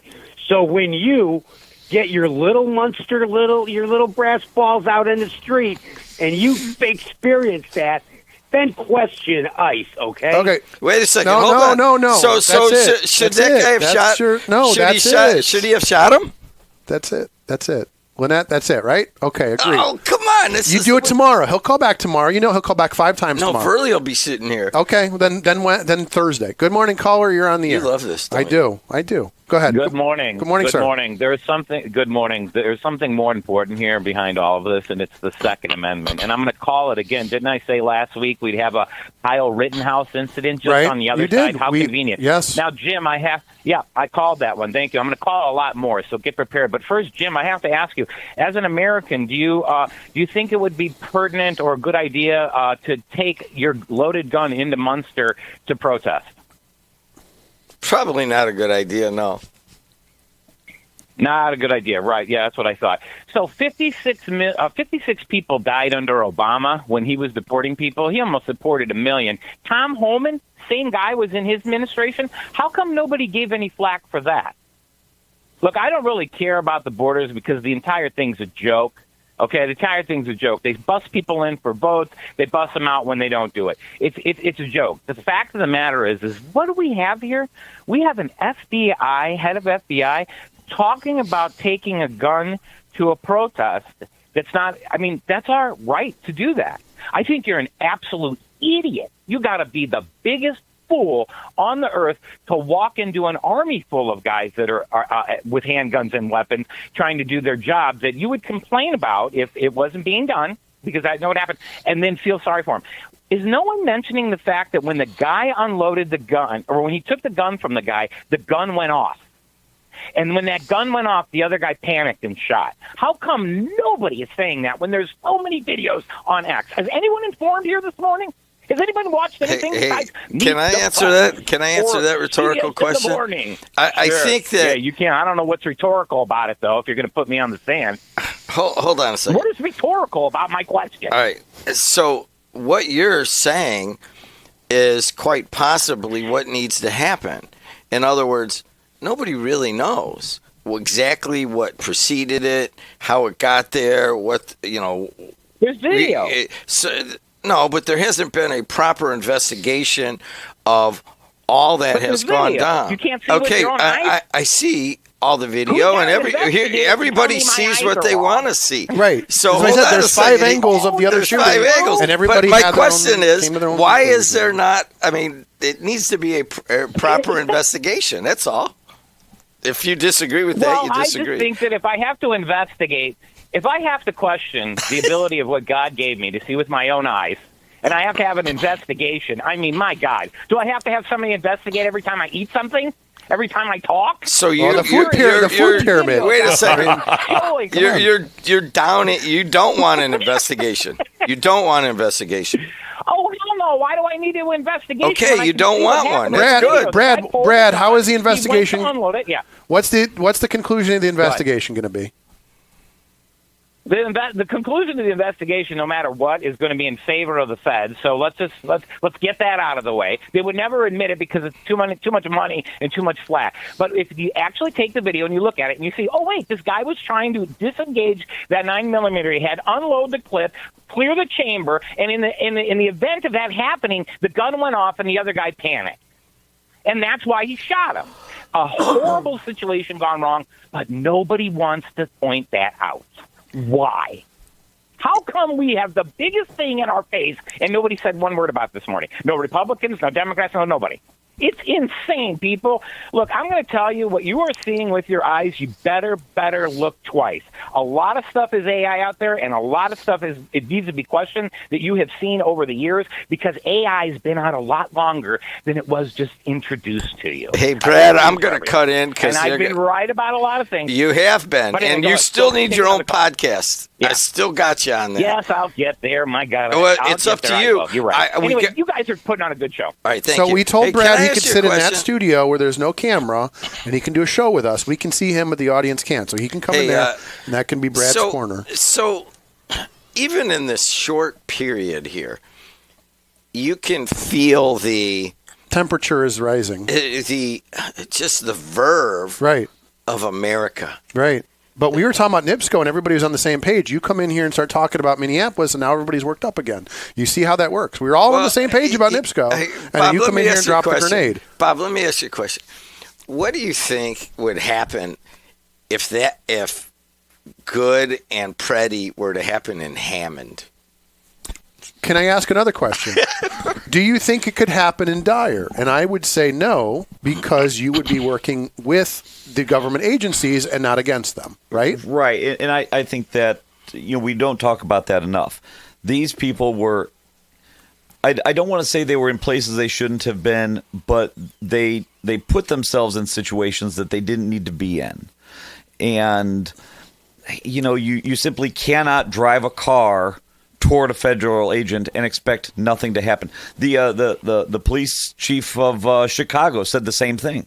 You cannot expect to intervene and interfere with these agents and not expect something to happen. I mean, for Pete's sake, the police chief of Chicago said this. And so I think it's just a matter of there's something out there, whether it's Tim Walz or these guys that are hyping these people up. It's ridiculous to think that nothing could happen. You bring up Dyer. No, we would be helping with Dyer. When, what was it, 4 or 5, 6 months ago, when everybody was, there's a couple of unmarked squads in Hammond or Gary or East Chicago. They're ICE, and then these local governments got to come out and say, well, we're not doing anything about that. And I said, come on down to Dyer. Right. If you need to stage that's perfectly fine.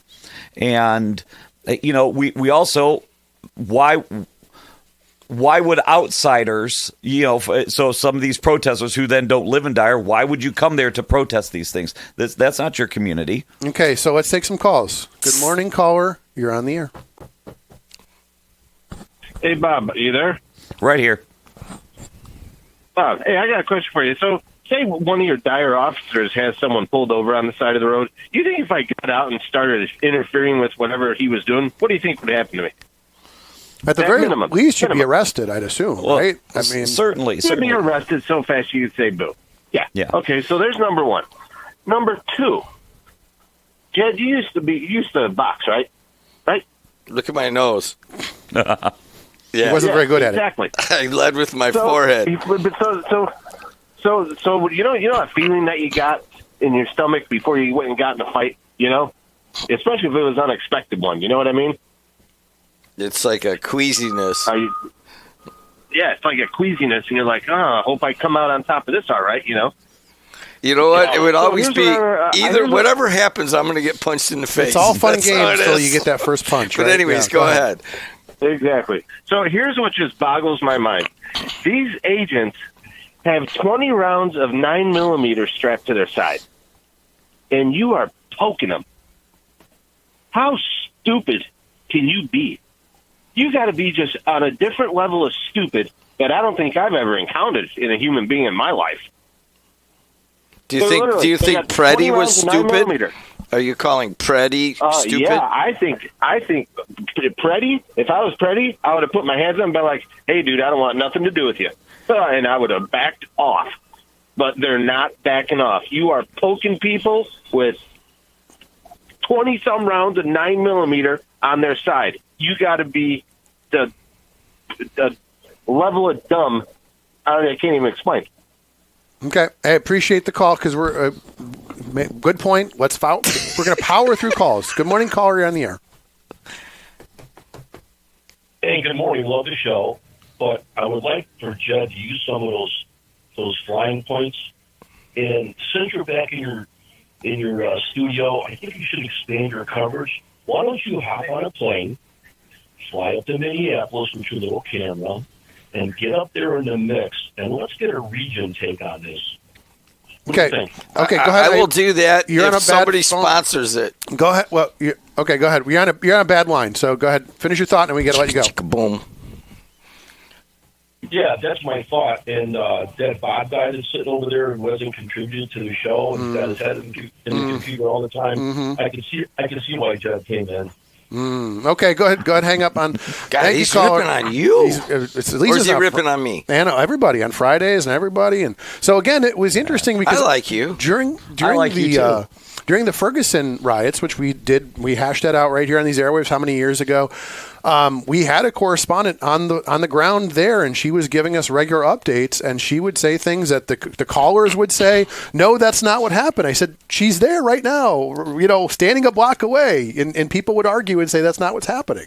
So it's again that thing where it's like I could have somebody standing right there telling you what's going on, and they'll tell you, "No, that's not what's happening." So next caller, good morning, you were on the air. Hey, I need 5 minutes with you guys. We better hurry then. Right. Good morning, caller. Hello. Hello. Hey, a couple things. Hello. Hello. Hey, you're here. Somebody asked what Chief Shekel would do. Well, first off, one thing we could say is if Chief Shekel's officer shot and killed somebody, the officer would be put on leave. There'd be an investigation. And the idea that there's not going to be any investigation here from the federal government, those guys have that much immunity. Basically, they can do whatever they want. Again, that's a big question. I mean, we don't know, right? We don't know the rules of engagement for ICE. We don't know their. If that is the case, we should all be up in arms, right? Because that's saying basically they're the Gestapo. But again, this is, I mean, like I was saying, though, we're living in a tyranny. We had That's what we had a revolution for. I mentioned earlier Ferguson. I had those same discussions on the air about should we have guys in tanks driving through Ferguson, Missouri? How many years ago was that? We had those. We just have that same discussion. And it doesn't matter if Obama's in the White House or Trump. That is the way it works. The man Go ahead. had the Second Amendment. He had the Second Amendment right to have his firearm. Right. Everybody's on board with the Second Amendment, right? I can go outside the federal building in downtown Hammond right now on the public sidewalk and brandish a rifle. They cannot take it away from me. Right. As long as I don't point it at somebody, I can have it. That man was at a demonstration. He had his firearm. He had a license to have it. All these people saying he shouldn't have had it, it doesn't matter. He had it. In Texas, you don't even need the license to have a firearm on your side.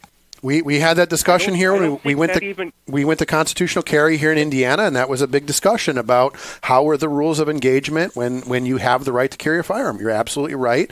There's people calling out the NRA for not being vocal about his right to carry. Again, everybody's being a hypocrite and everybody's pointing it out, and that's what we do. I mean, you're right. You're right on everything. Somebody called up before and said he's going to a protest. How stupid was he to have his firearm on him? How many people at the January 6th thing had firearms on them when they went into the Capitol building? None, actually. So, but that's, again, is another talking point. Yes, they were not armed when they went into the Capitol. Otherwise, they would have been. So none of them had arms. I will go on record and say, no, they did not. They were not armed inside the Capitol. Okay. So, okay, thank you. But I'm saying, I get your point, but thank you for the call. Let's take one more. Am I going to get 5 minutes with you guys? You are if we hurry up. Go ahead. Good morning, caller on the air. Yeah, good morning. This comes down to common sense. You know what? Safety Steve Wayne, and I'm pulling the pin on the grenade here. You know, ice back ice. And I'm for one reason, you know what? You don't go to a police investigation and create problems. Unfortunately, this guy made a bad decision like the woman before. You don't impede any kind of police thing that was going on. They don't realize ICE was going after an individual that was wanted. And you know what? You don't just show up there and block traffic and get in their way. Unfortunately, the guy made a bad decision, and it cost him his life.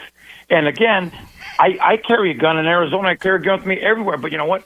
I'm not going to take a gun to a place where I know there could be a problem. Well, and you know that's what I said with and maybe that was the point that I could have and should have articulated better. Where is the common sense on that? Yes, certainly you know the Second Amendment should almost stand alone from this conversation. It's you know, can you go outside the federal building and wave your rifle in the air? Yes, you can. But as a responsible gun owner, why in the world would you ever do that? And so I think there's some level of common sense and personal responsibility that, for whatever reason, we just don't want to talk about because, you know, people on one side or the other, you know, get all sorts of antsy with that. But, yeah, so he could have a gun. No problem with that. It's just, you know. And how come Tim Watts don't go out there and stand in front of one of those ICE agents? You know why? Because he knows better. This guy's got blood on his hands, and he's the problem. He let all these people come in and jacking the people. What did he expect? But people got to be smarter. These are paid people that are going out there. And you know what? This guy was, he's an ICU nurse. I don't care if he was a cop, fireman, or whatever. You just don't do what he did. And hopefully, do you think people will get the message? No, because guess what? Somebody else is going to get shot within 24 hours. It's going to continue. Hey, Steve, if it happened in Phoenix, we'd have a man on the ground. Right? Absolutely. Okay. So, Steve, we'd have a reporter there. Appreciate the call. We got to take one more, and then we're going to finish up. So go ahead. Good morning, caller. You're on the air. One more, dude. Good morning, caller. That's nonstop. Hey, Good morning. Thanks for taking my call, guys. I just got one quick comment. I don't think that guy was very smart taking that gun to that demonstration, and he's almost as dumb as D-Lo showing up there this morning. Ooh! See, now I'm glad. Aren't you glad we took that last call? I want to make one correction there. Okay, you made my name a 3-syllable name. It's only 2. That's what Gloria used to do, didn't she? Yeah, Gloria used to do sound like that. Gloria there. Yeah. Hey, wait a second. Let me ask you a question. She dropped. On purpose? Yeah, probably. Dumbest D-Lo showing. That's how you know. She said it she like got the 3 D-Lo. Okay. Okay. Your 5 minutes starts. No. Let's finish up the show. It's not on the air. He wants to do it out there, right?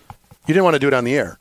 Yeah, I want a meeting. Well, we could do it on the air. No, we can't do that. So go ahead. He wanted to see us out there. So let's wrap up. So Bob, wrap up.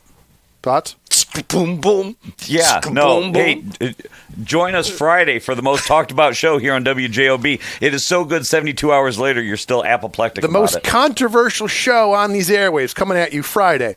And then don't forget Lynette's favorite show on Wednesday. Oh, yeah, the Tom Dabberton Gossip Hour. Lynette, any thoughts, Lynette, before we go? Nope. Keep it short and sweet. We're all dead. She's already got her finger on the mute. I want to thank you guys for letting me come in here. You have no idea how much fun this is. Like, where I don't have to do any heavy lifting. I just come in here and make fun of you and make fun of you. And that's not quite there yet, but eventually her. And I don't have to do anything but sit here. This is great. How do you like me? This is fantastic. We love it. Thank you so much for tuning in. Don't forget to tell a friend. Don't forget to tune in to the greatest shows on these airwaves Wednesday and Friday. Empty Seat with Bob on Fridays. Live from Florida with Tom Dabberton. The best shows of the week. It just gets better from here, gang. Did you just call it Bob in the empty seat on Fridays? No, Bob in the empty seat. Isn't that what you called it? The empty seat with Bob. They wanted to ask you about, they said it's so bad they want Kuziak back, so you guys, you got to address that sometime this week. They're You're asking how he's doing. I say he's doing great, and the rest is on You know film. what? I'm pretty sure I'm going to be here tomorrow. Okay, well, then there you go. Callers, just tune in tomorrow for Verley and Jim. Call them, ask them about Kuziak. Drop some grenades. Do your thing. Thank you for listening. We are out. It's 9 o'clock. You're listening to AM 1230, 104.7. Beautiful Hammond, Indiana. Have a beautiful cold day. High school basketball postseason is here with the girls starting February 3rd and boys March 3rd. Be on every game for as low as $1,500. Sponsor local. Reach millions. Visit heartlandsportsnet.com today for more information. St. Nicholas Byzantine Catholic Church, located at 8103 Columbia Avenue.